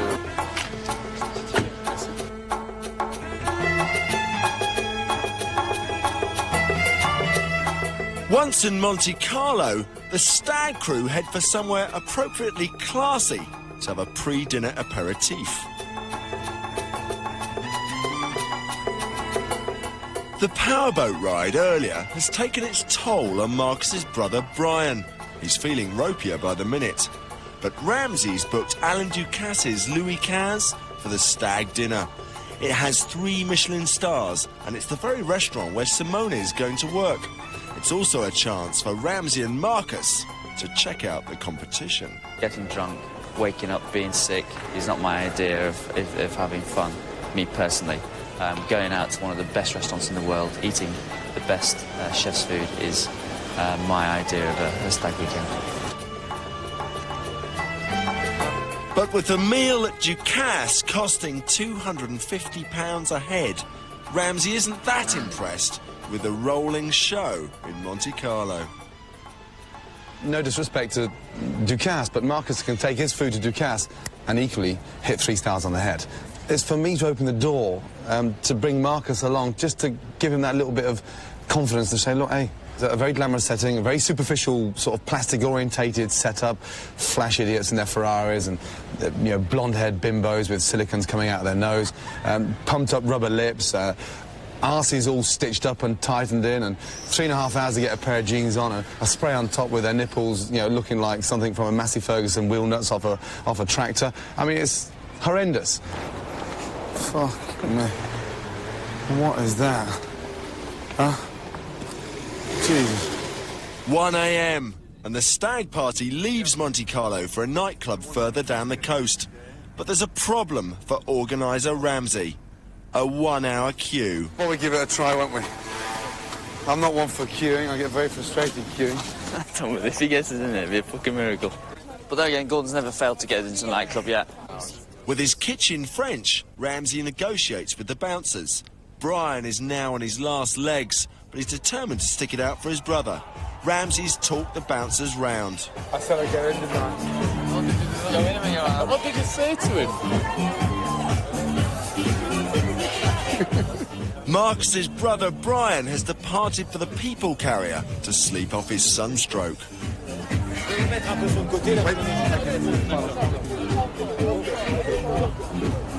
5 a.m. and Ramsay's gang approach their car, with Brian asleep inside. The outcome is all too predictable.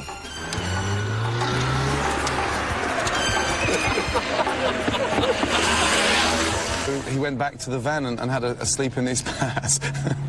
And it's his little brother stag night. What a bore. they say that when you get married, Dawn, Juan Lepin, and the chef's stag party, all aged 30 plus, have had it. But young Juan is just spilling out of the clubs. No Michelin-starred cuisine for them, though. But the next morning, Marcus is focused on his wedding to Jane.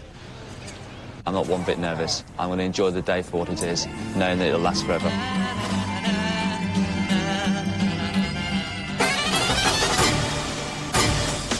Ramsay's back in the kitchen after his stint abroad, and he's throwing his weight around.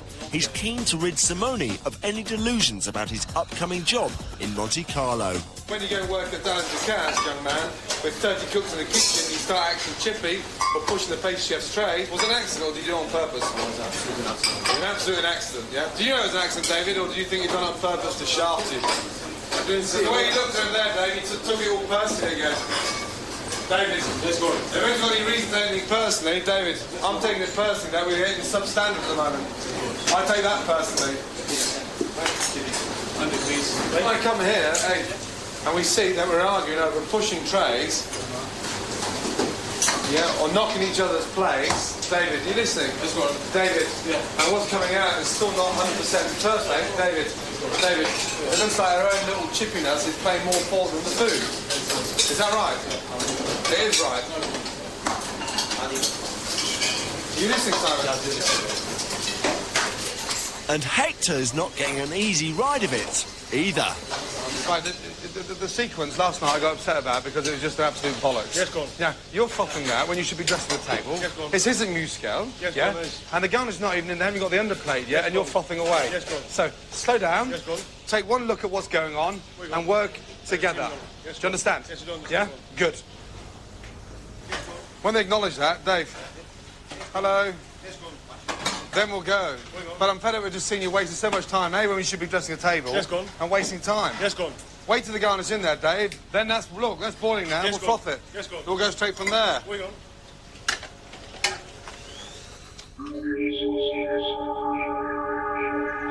A private country estate somewhere in southern England.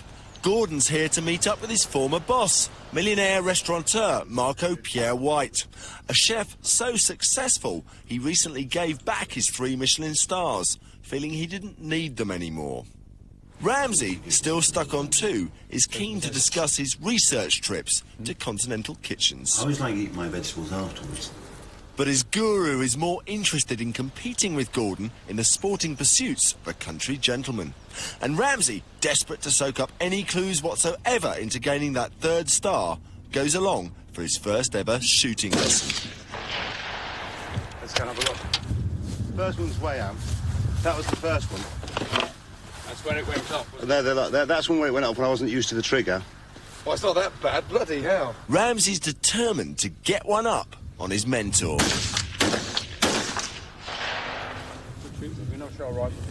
With a .243 caliber rifle, super chef Marco has outgunned his former pupil. Just. Very happy. First time and powerful things. Marco was a bit cross, he did so well. I don't give a fuck what you think. That said, Ramsay seems strangely content to let his ex-boss embarrass him, as Marco gets his geese to chase Gordon.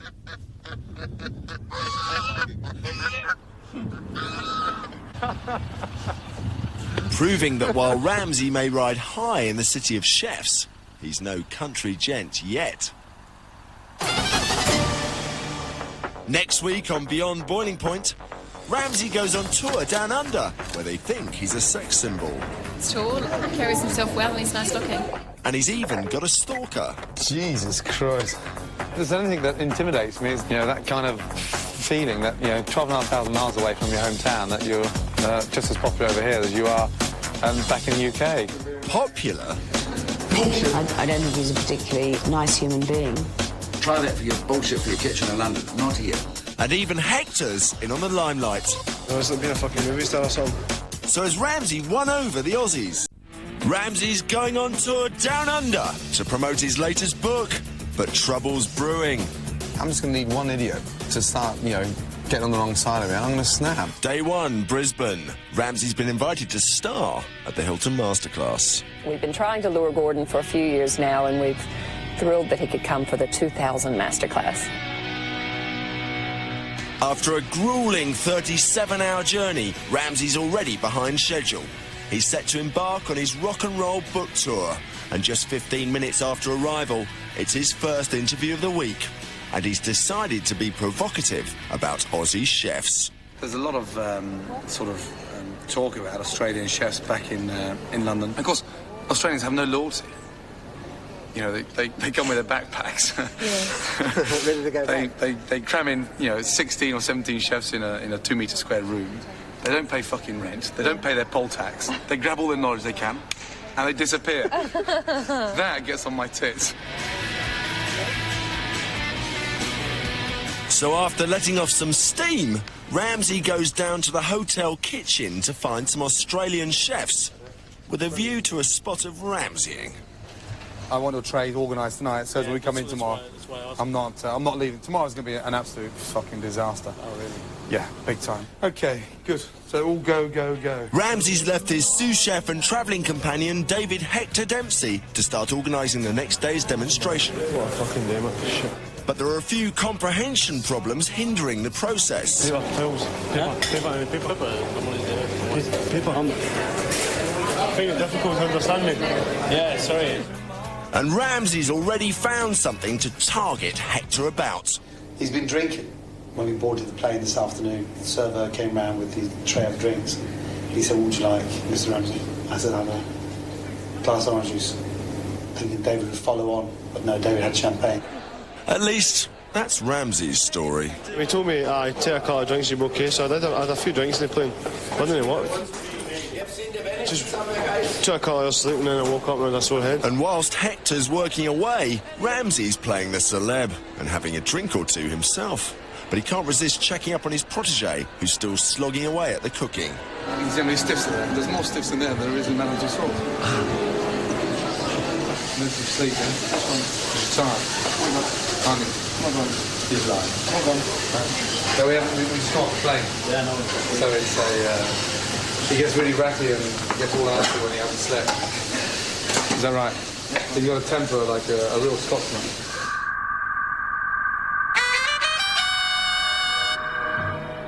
Day 2, 8 a.m. Ramsay's newspaper comments on Australian chefs have outraged Brisbane. Now he's got to face a whole panel of critics, but he's denying the allegations. As we know, if we've seen the Courier Mail this morning, he already has opinions on Australian food. Please welcome Gordon Ramsay. Comments today, very briefly, in the paper, has obviously got into hot water, I can sense it.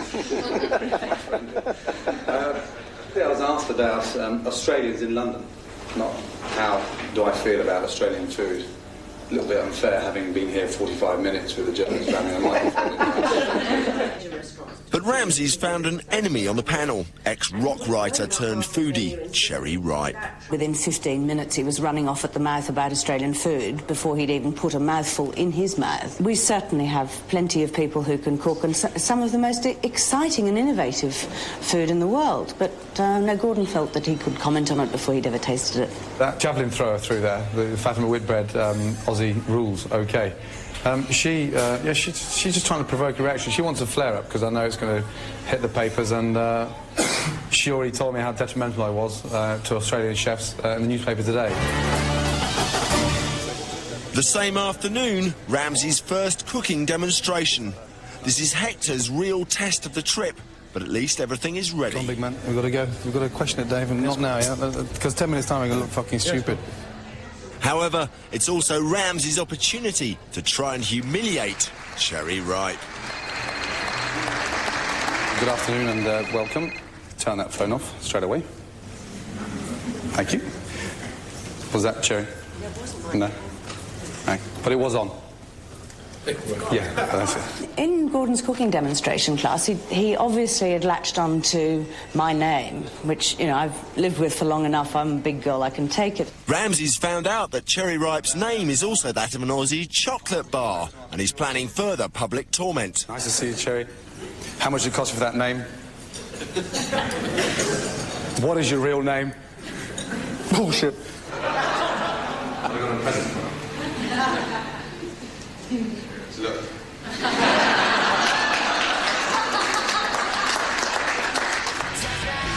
Ramsay's on a roll. He's been treated like a major celebrity, with a string of interviews and book signings, and even Hector's in on the limelight. But undeterred by the fact that Cherry Ripe is also a celeb, Ramsay's declaring war.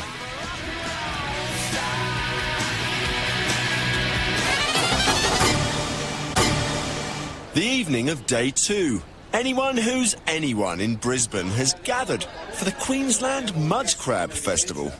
And Ramsay's already got into another argument with Kathy Snowball, food editor of magazine Gourmet Traveller. She's refused to review Ramsay's friend Donovan's cookbook. Donovan used to work for Marco for 4 years, and he's a big success over here in Melbourne. And he's got a wonderful restaurant called Est, and he's got one of the best cookery books ever published, especially in the last 2 years. And the book was a big success back in the UK, and she won't review it because she thinks he's pretentious. And it's the first time in 18 months he's actually had the chance to sort of turn around and ask her face to face. I'm asking you a polite question. If you're behind chefs in Australia, why aren't you reviewing a chef's book? Because you're allowing your emotions to take preference over his book. I thought... You've got it in for him personally. Tell him you're jealous of the restaurant. He has more customers pass through each week than you sell magazines over 10 years. Tell him in front of you now. No, fucking words like that. Okay. And, you know, I'll be shot down in flames and I'll go down. So you're going to give us a proper answer now? Yes, I'm going to give you the Oh, this is the second answer. The proper okay. answer. Go on then. I think that it's so contrived. The design is bloody stupid. All that big things. Oh, Christ. You've got very good recipes, you've got lovely food, and they have... But what's contrived? What's contrived? Listen, fuck the design. Look at the food. Fuck the design. You won the award. Yeah. As it gets heated, Ramsay can't bear to be left out. There's some more crab in your hair, sweetheart. I tell you, I love your food. I just don't love Review the bloody book! For God's sake, stop being a bloody snob! Review the bloody book. Okay. Time. Woo, hallelujah! But there's worse yet to come. I'm not going to take it from her, so I'm just going to give her a hard time. Were you not becoming vicious and personal to Donovan? You called him pretentious? I'm not calling you pretentious. I can take that, sweetheart. Okay, come on now. That's enough. Okay. She's obviously wound up. No, you're one. Having been here one day, I don't need chefs sat here playing with my nuts. I think the critics here have bigger egos than every food critic back in the UK combined, with the Sunday Times, with the Evening Standard. Not only got a pathological dislike of food writers, but I really think that he baits us to get more publicity. As the dinner becomes more and more argumentative, Ramsay's getting personal. I just want your book and I want to review it. Okay.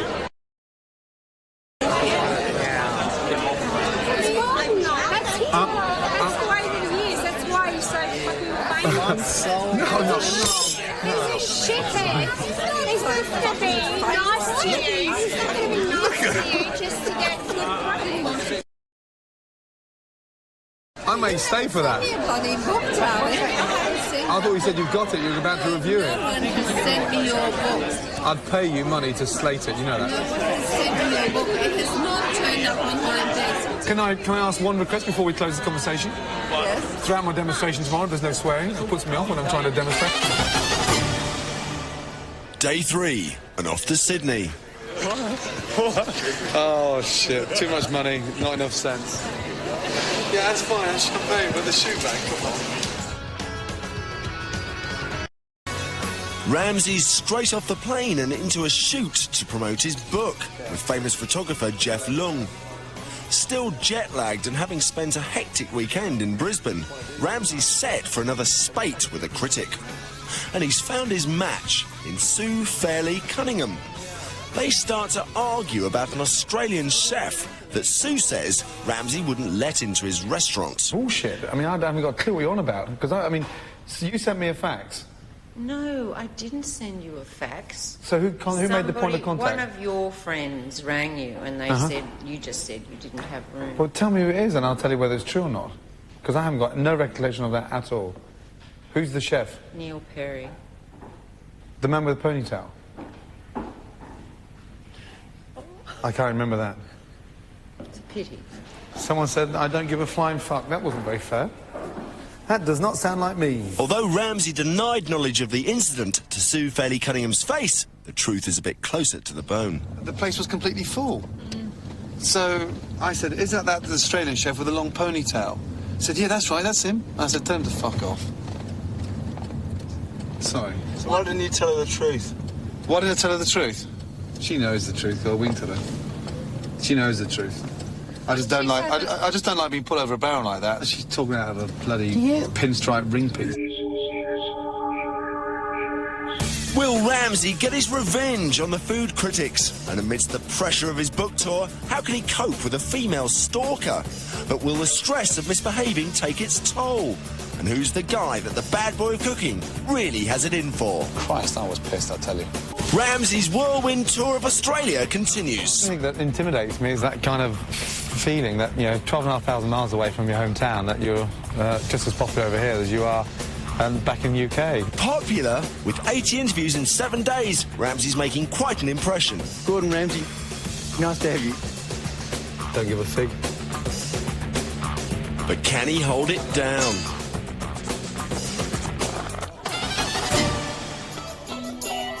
Day 4, Sydney, and the crammed schedule is beginning to take its toll on Ramsay. At a literary dinner that evening, Ramsay bumps into an old enemy, food critic Cherry Ripe. Ramsay's determined to provoke an argument, and his after-dinner speech is the perfect opportunity as Cherry takes the bait. Do you think that people will be able to go home, buy this book tonight, go home, open it and cook from it successfully? Yes, I mean, of course I do. I think it's, I mean, they've got wonderful, there's a pea and ham soup, things like cherry soup with, cherry soup. Cherry soup with some real shitty Mars bar chopped up on top of it. This time, Ramsay's gone too far. After dinner, there's a full-blown incident in the hotel lobby. Good.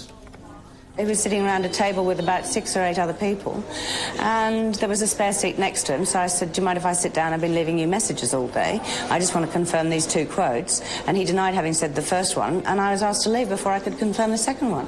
She started getting quite aggressive with Gordon, and he was retaliating, and it was sort of escalating a bit out of control. And Gordon sort of looked at me and was like, and I sort of stood up then and said, thanks very much, and we're sort of now, our day's over, we've had a long day, Cherry Ripe, and I think it's best if you leave. On my way over, my Cherry Ripe sort of grabbed me. She's like, I've been nothing but abused all weekend by your boss. She wanted to have her say and explain her side of the story and everything, which I sort of appreciate. However, the forum wasn't quite right. That Cherry Ripe's venom. And she's like, I won't be shaking your hand. Well, it's just completely unnecessary and rude, just the way he throws Joan Collins out of restaurants. Why would you throw me out for trying to check a quote? It's amazing how these people act out here. All these food critics, they've got really big fucking egos, you know what I mean? And it's as if they're all... It's like fucking Gordon's this big sort of icon, this kind of... He's a big rock star and everybody wants to fucking, interview him, everyone wants to be with him. And it's got to the stage they're actually fucking fighting over him, which I find quite amusing. Ramsay's revelling in the attention, but even he's had enough.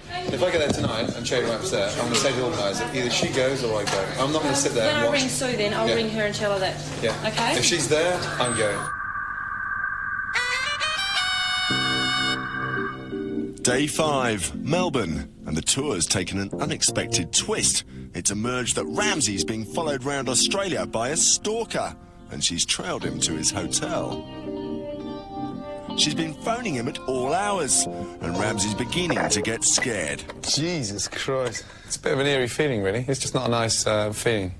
when someone's watching you so closely. I mean, think about it. I mean, she was in Brisbane, now she's in she's in Melbourne. You know what I mean? We had to tell the receptionist last night to screen the calls. I think that was important because that was twice last night, 1:10 in the morning, just when you think it's safe to get to bed, and the phone goes.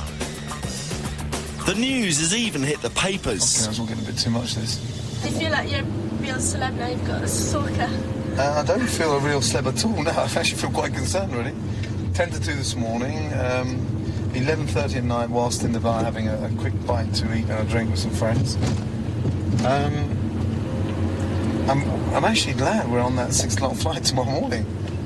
I'll tell you what, if we get to New Zealand, there's any trace over there, I'll go fucking bananas. Gordon Ramsay is a tough chef. If you know the book A Chef for All Seasons, you'll know Gordon Ramsay is a perfectionist. We've got someone called Gordon Ramsay, and if you dare say who, I'll be in big trouble. Boiling Point's delivered international fame. Gordon Ramsay, welcome to the programme. Thank you, hi. The Rock Tour continues with Ramsay's 4th city in a week. I like the flick of the hair. I think that's quite nice. No sign of the stalker, but Ramsay finds he's become a sex symbol. He's tall, he carries himself well and he's nice looking.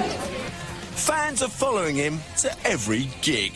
Here they take it totally to the extreme. It's like being a fucking movie star or something. Day 6 and off to New Zealand. The schedule's been changed at the last minute, and Ramsay is greeted with the news that he's to appear on New Zealand's premier chat show with their biggest celebrity, Paul Holmes. And they're on air in an hour. Ramsay stormed off, leaving Hector to man the fort as usual. We're just taking the piss. We're not actually in New Zealand, we're in bloody Dundee. We've done a detour and we're in Dundee.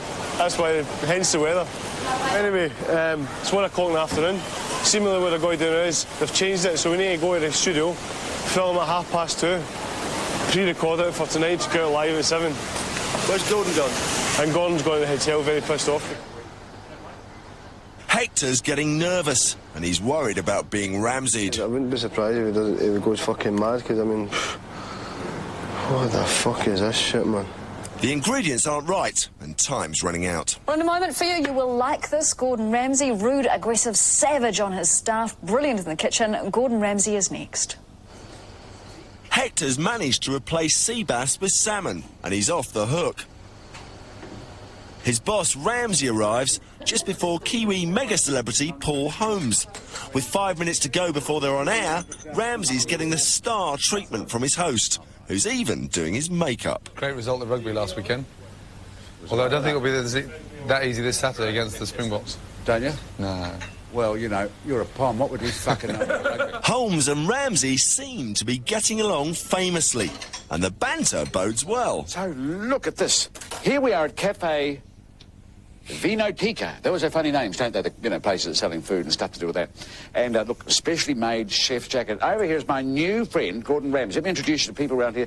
This is one of Britain's finest chefs ever, perhaps the finest British chef ever. Gordon Ramsay. I know that because he's telling me before. No, I'm just kidding. No, don't start. No.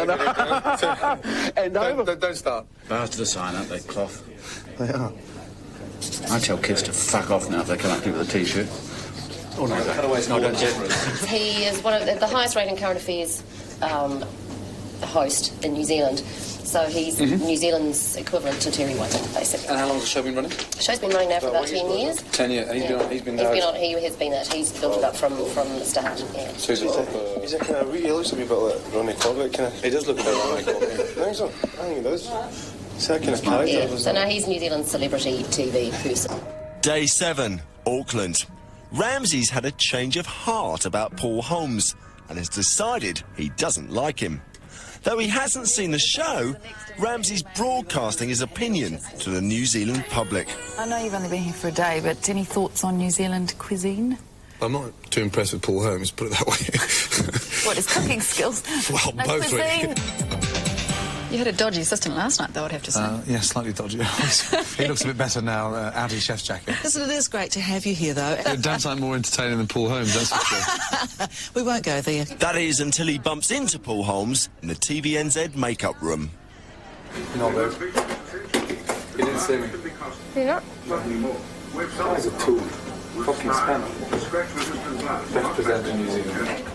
Hello, Paul. How are you going? Fine, how are you? Are you brassed off with me? No, I'm not pissed off with you. I'm pissed off with the person who edited that programme. What happened? I haven't seen it yet. I'm going back to the hotel in 10 minutes to watch it. I'll give you a call. Why are you pissed off with it? Sorry? Why are you pissed off? Because I've just been targeted all day how negative, how bad it was. I haven't seen it yet. Who's telling you that? TVNZ. Well, it's not. Gordon, come down to the office. Come to the Home's office. Have a look at it. I'll tell him. Why stand there getting an argument with someone that's, 3.5 foot tall? He insisted on seeing me in his office. I mean, big deal, big cheese. So, I perhaps wrongly left through the back door. Sneaked out the back door because, A, if I got into confrontation with a guy, I'd end up lumping him. And he'd become 2.5 foot tall. Then I would be in trouble. Well, I'm a controversial figure in this country, I am. And I try and be innovative in the approach I take. And I try and do things in a sort of a new way. I've been doing this programme 11 years. I try not to get stale. It was a fairly radical sort of approach for Gordon. I know he just got off the plane, but he seemed to enjoy it. Thought the interview was tacky. I thought he was a prat. And I had to sort of laugh it off with him. Walk out there now and get him. I'll have him on and say, what's this about? Don't you bloody start this with me. Try that for your bullshit for your kitchen in London, not here. Ramsay's visit down under isn't going to be forgotten in a hurry. There's a consensus among food writers that we should just leave him alone next time, not bother writing about him. Has Ramsay burned all his bridges? If he asked you to go again, would you go? Probably not. Next week on Beyond Boiling Point, Ramsay glitters with a literati. Gets one up on Marco. He'll be on the phone to me, giving me a hard time. Why the fuck didn't you tell me? And there are happy days for Marcus, but has the worm turned for Ramsay? There's a point where you have to stop. And there's no way on earth, young man, you're even going to attempt to make me look fucking stupid. Let's get that right. Fresh from his tempestuous tour down under, Ramsay's basking in the glory of constant press attention. He's about to carry out his master plan, domination of the restaurant scene, trying to usurp his arch-rival, Marco Pierre-White. Ramsay's continuing the rock star lifestyle. He's checked into an exclusive Mayfair hotel to prepare for the marriage of his business partner, Marcus Wareing. I'm very excited. I've been with Jane now 7 years now. I actually love her to pieces. Marcus is marrying Jane in just 1 hour, but his best man Ramsay's in no particular hurry to get him to the church on time. These are going on the trays, and the waiter's going to stand in front of all the tables and turn the trays upside down with these, the talking point. He wonders why I haven't written my speech. There's the first one. Ramsay has briefed Marcus's brother Brian on photo surprises for his best man speech. Now a Michelin-starred chef, Marcus's past faces an overhaul by his supposed friend. But although Marcus is not in the mood for mucking about, Ramsay is. What do you think? What do you fucking think? Does it look stubbly? Yes. Oh, does it? Let me ask him. Fuck you now. I can tell you're nervous. Do I need a shave? Okay. I fucking shaved for your wedding. Yeah, but I shaved last night purposely so it wouldn't come out in a rash. Oh, please. Are you alright now? I'm fine. Huh? Marcus. Don't go all soft on me now. The wedding is at 1 o'clock. At 20 to 1, Ramsay is finally prized from his hairdryer and into a cab. But the traffic in the West End is heavy. If the traffic's chaotic, should we walk? Why don't we just go? I'm going to take one last look at the totty. Look. Marcus. Look, totty! Look, totty! At the church, Gordon's wife Tana and his daughter Megan have already arrived, and so has the bride. It's decided her limousine will drive around the block until the groom and best man show up. They were telling me to drive around and go away for another 10 minutes because the groom wasn't here. But no panic. Is this quite normal, or is that... Not very often does this happen. But there's more pressure on Marcus. You're mine. You shouldn't be looking. Yeah, no. You should be setting an example. Yeah, I am setting an example. What I'm trying to say is I can look, yeah, on the menu, and not touch or eat a canapé or muscale or even a fish course. You've got 15 minutes to decide whether or not you want to go and touch it And eating? 10 Gordon. Oh, 10. 10. No, fucking hell.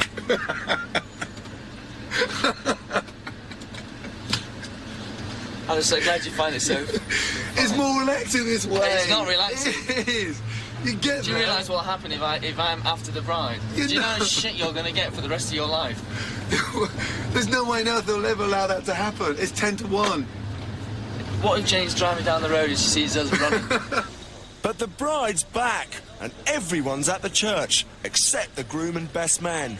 But still minutes away, Gordon doesn't let up for a second. Drive round once more, don't worry. No, straight down, mate. You sure? Straight down. OK. Stop fucking about. Do you fancy a cafe latte? And eventually, Marcus cracks. Why is it? Look at Whenever I'm with you, I'm always in this shit. No, but... No matter what it is. They arrive with barely a second to spare. OK, Marcus. But an hour later, even Ramsay can't prevent his favourite chef protege from tying the knot. And at least Marcus's honeymoon means that the coast is clear for Ramsay to dominate the restaurant scene. Back to business for Ramsay. But for Addy and Hector, on the fish and meat section of the kitchen, trouble is about to start. Customers have sent some food back, and Ramsay's not in a mood to be messed with. Sorry? Butter, paper. Oh, fuck me. So that's fucking going, OK? Shit. Addy and Hector have been given just 20 seconds to rectify the undercooked lamb and scallops. They're undercooked, David, yeah? Keep the pan hot, Addy. Just a flash when a hot pan, that's all, not a cold pan, yeah? Get it out. Get it out. Flash in a hot pan, David. Let's go. Lamb, please. Taj, redress that. Yes, go. Go. Lamb, they need more cooking. I want too short table. Just fucking spoon. Once the emergency is over, Ramsay lets rip on his main culprit, David Hector Dempsey. They're undercooked. Excuse me, how many portions do you have to cook a day?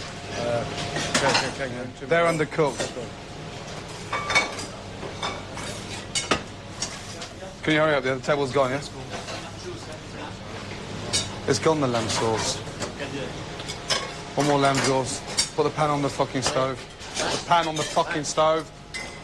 Oh, you fucking wombats, man. I've never seen a bunch of fucking idiots in my life. It's getting worse. When we're under pressure like that, yeah, you don't buckle. Yes, Bob. Because then you make idiotic moves. You bring Sanjak out there, he passes back over. Yes, Bob. He's going to look a bigger idiot than you if you put them on the plate. Yes, Bob. How can scallops so big be cooked so quickly? Can be gone. Although Hector accompanied Ramsay on his tour down under, their buddiness is long gone. The kitchen is in chaos, including a nosebleed, and Ramsay's got some bones to pick. David, I'm not interested either. You obviously are. Why is raw Saint-Jacques going out? Shouldn't have gone. Not gone, shouldn't have gone. Then the lamb comes back because it needs more cooking. Yes, gone. Then the Saint-Jacques come back because they're raw. Yes, gone. Then the sauce goes out, it's not even finished. Why are you doing this? Why don't you just slow down? Yes, gone. I asked to flash the Saint-Jacques in a hot pan, you stick it in a cold pan, it's not even smoking. Yes, gone. So it turns it rubber. You still don't listen. Behaviour like this has prompted strong debates in the press. One of his critic victims has even launched a campaign to fight back against the abuse. My feeling is that we avoid battery chicken eggs, some of us, because we disapprove morally and ethically of the conditions in which the hens are kept. And if you applied the same logic to restaurants, you would boycott restaurants where food was produced in inhumane conditions in the kitchen. Over a decade ago, two-star chef Michael Caine served an apprenticeship of hard knocks with Ramsay in a Parisian restaurant. I don't think Gordon is, is somebody which has a mannerism which is unacceptable. He believes in something, and that something drives him. And that's important. That's a lesson to be learnt by all of us. But at the same time, what we've experienced is that there is a point where you have to stop. Bollocks, you know. And there's no way on earth, young man, you're even going to attempt to make me look fucking stupid. Let's get that right. Do you understand? But raw Saint-Jacques, I'm not going to fucking tolerate. Do you understand? And when things are flying like that, one thing you stay, hey, it's composed. Not bouncing around, not getting us anywhere. You don't find that level of violence or abuse in the kitchens of self-taught chefs. And you do tend to find it in the kitchens of chefs who have come up through the brigade system, and particularly from those chefs who have themselves been abused during their training. It's very similar to child abuse. If you are abused as a child, you are quite likely to go on to perpetrate abuse yourself. Did anyone taste it? And Ramsay fires off one last volley before concentrating on his master plan. David, I'm going to go... David, someone's going to lose their job, you know that? Morally, if he is producing food in those circumstances where people are treated badly, then customers can vote with their feet whether or not to go to his restaurant, and I will choose in future not to eat food produced in such a restaurant's kitchen. Ramsay heads out of town to meet up with the godfather of the City of Chefs, Marco Pierre-White. Now Marco's returned his Michelin stars, Ramsay wants his crown. I saw it straight away. He was the boy who wanted responsibility. He wanted to progress, he wanted to go forward. But he's under pressure now, he's got to work hard now, hasn't he? Even as a young boy, he was better under pressure with Gordon. But Marco's now determined to teach his former pupil the finesse that may help him win his third star. And what better teacher than the epitome of the country gentleman, Marco Pierre-White. Today's lesson, deer stalking. With sunset approaching, the two kitchen maestros retire to a hide high above the hunting ground to await their prey. And Ramsay finds Marco's rule of absolute silence difficult to keep. Oh, fuck.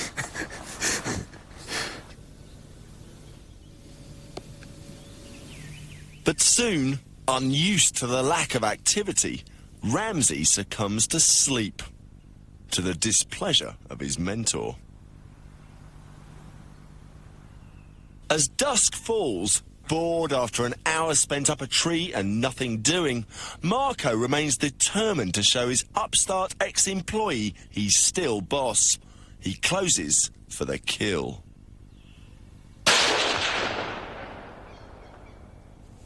But deer stalking in the sticks still has to grow on first-time hunter Ramsay, and it's not the real game on his mind. Ramsay's plotting a much bigger kill back in the big city, to snatch Marco's title as king of brick cuisine.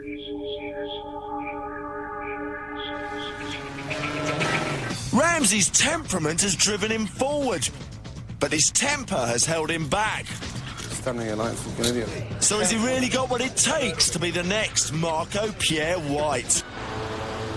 With his expansion plans in mind, Ramsay's decided to dabble in customer relations with his own unique approach. And when they don't even turn up, it's Ramsay's employees who bear the brunt of his anger. Did Paul turn up? Voilà. From the Lanesborough. Did they turn up? No, no. No, they didn't turn up. It's 30, yeah. Yeah. Combien tu charges maintenant là? How many you charge now? I'm fed up with it, you know. It's every day. Ramsay's restaurant managers give him frequent updates on attempts to contact the absentee customers. They're American tourists who don't realise what dangerous ground they're treading on. They're unobtainable. And they're not even in London. Yeah. Let me just get this right. They phoned you on Monday and asked and begged you to change the reservation from Monday to Thursday. We done that. And who confirmed the table again for tonight? We haven't called since. And he phoned you personally and confirmed that table for 4 tonight. And now there's no show. 8:30 now. And then, yeah, and a £100 a head cancellation fee. As long as you got the confirmation call that they're coming tonight and no one can contact them now. It's disgusting. But at the last minute, the managers receive word that the customers are arriving after all. Well, that's ridiculous. So now they're just making their own fucking... Now they're just dictating what time they're coming. They were booked at 9:15. The impression. Yeah, bullshit. At least Ramsay refrains from going out to give his customers a piece of his mind. Enlève table 2, monsieur. Go. Can you reach the pass, you? Wait. Slowly in your own time, Neil. 5 mosaic, please. Ramsay's obsession with restaurant domination means he's doing even longer hours than usual in the kitchen, and his absence is being keenly felt at home.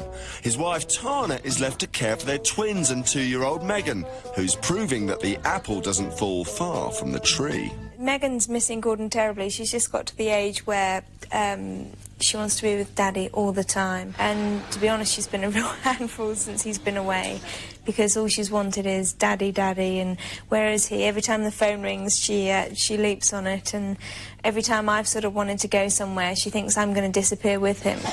Ramsay couldn't make it to Megan's second birthday party, even though she'd posted him an invite. She sent me an invite to the restaurant, care of her own headed Tweeny's notepaper, threatening me to come to the dinner party or her afternoon party with jelly and sandwiches. Unfortunately, I didn't make it. Megan's a bit daunted by the prospect of her first day at school. It's a very special day for her, but unfortunately her father was too busy to go with her.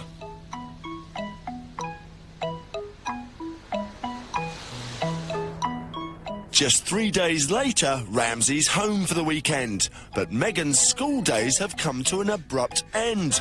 A chip off the old block, she's been withdrawn from school.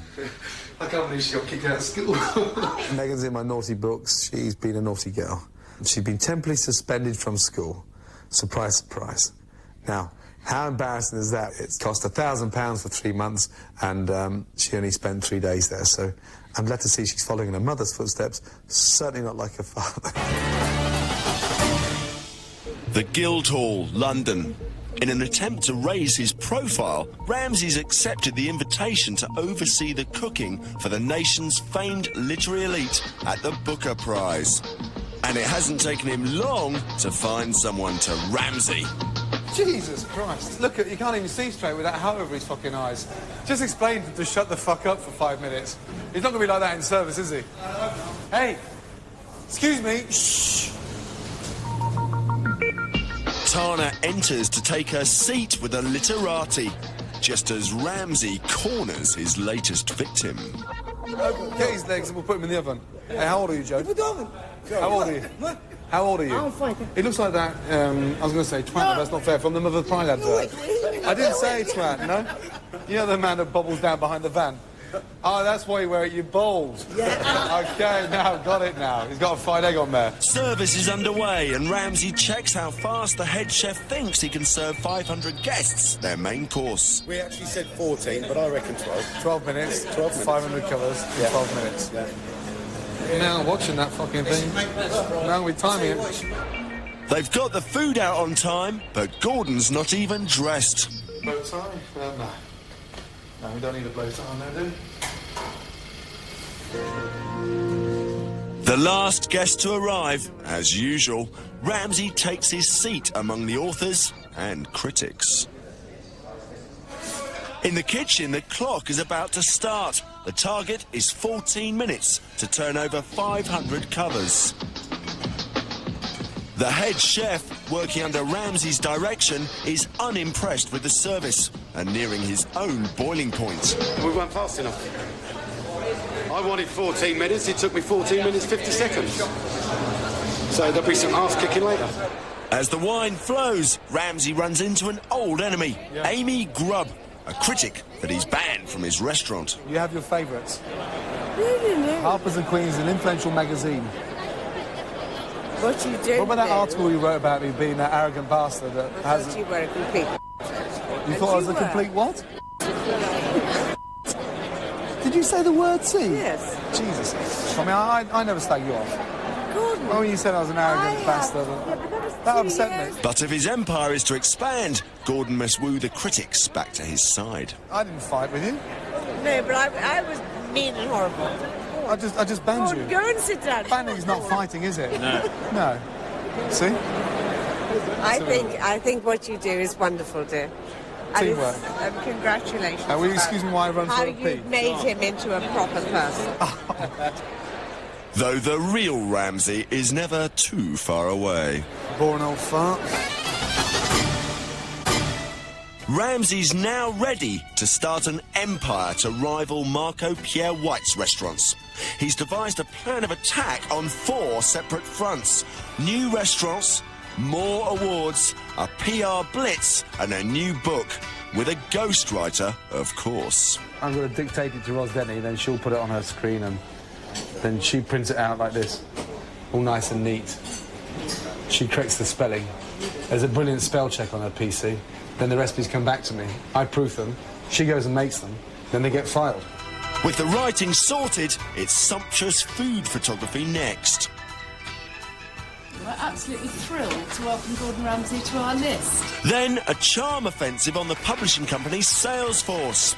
And if that doesn't work, there are always Sarge's puddings to really soften them up. The last step in his publishing push, a flash book launch party at an exclusive venue.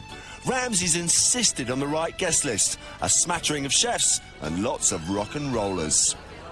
He's great. A full-on lad. The only trouble is, few of them are shelling out for the book. We needed Gordon to say, come and buy the book, which is absolutely Gordon, and he's not done that tonight. I'm so cross, I'm so cross with it. Now for stage 2 of Ramsay's plan to become the next Marco Pierre-White. He's determined to outdo his former teacher on his own turf. The grill at the Café Royal is one of Marco's 11 restaurants in London, and it's the site for mega food critic Michael Winner's annual Food Awards party. Once Marco's turned up and greeted the gourmet film director, Ramsay faces a big test. Should he kiss Winner too? Gordon's won the top award. Last year, Gordon got the award for politest chef in the country, and he didn't turn up. Thank you, Michael. Why do you all grovel to Michael Winner? I understand how powerful he is, but he knows full well I do not lick his bottom. Thank you, Carly. Not at all. Thank you. Having outwinnered Marco at the awards, Ramsay reveals his next strike at White's Kingdom, a press war. Show me respect. That was the headline. I thought he was immaculately dressed in a pinstripe suit, great exposure, and a 4-page article. Why is that? Well, 3 weeks after that, we just landed the cover of the Telegraph, and 75 pages. But given over 3 weeks, just to give them a bit of a chance to read so much editorial, when they phoned up to say that we'd like the shot on the cover, I thought, God, should I ring him and tell him? But no. The best secret is in the surprise, the Sunday morning surprise. Then he'll be on the phone to me, giving me a hard time. Why the fuck didn't you tell me? Love it. But despite all Ramsay's point scoring, with his books, awards and press profile, Marco still has 11 restaurants to his former pupils' 2. In 2001, though, Ramsay plans that this will change, and his core kitchen team are crucial to that dream. At long last, located a site in the heart of Glasgow, I mean right in the heart of Glasgow, which could suit Hector, a dream come true. Possibility of Mark becoming a tournant and overseeing the restaurants. I'll stay firmly put at Royal Hospital Road. Neil got slightly frustrated halfway through the year because he felt that he wasn't beginning the reins. Neil will be elevated into Mark's position. We're in a negotiation now for a great site in Mayfair, and I've got a wonderful chef, Sarge, who's perhaps the most sort of flamboyant, charismatic young cook in that kitchen today. With his grandiose schemes, Ramsay seems to think that he's finally outdone Marco at his own game. I'm not his pupil. But as they say in French kitchens, the more things change, the more they stay the same. David, you're the worst cook in the kitchen. This is not, hey, David, play my bollock night again. David, is it no? David, because that's not happening, you know that. So I hope that makes you feel good, yeah? Because I'm stuffed if I'm fucking... Hey, if I feel on top of the world. The unborn point? Yeah, I am. Sometimes talking to him is like talking to a piece of fucking driftwood. Unless he wakes up, he's got to go and look for a new fucking job.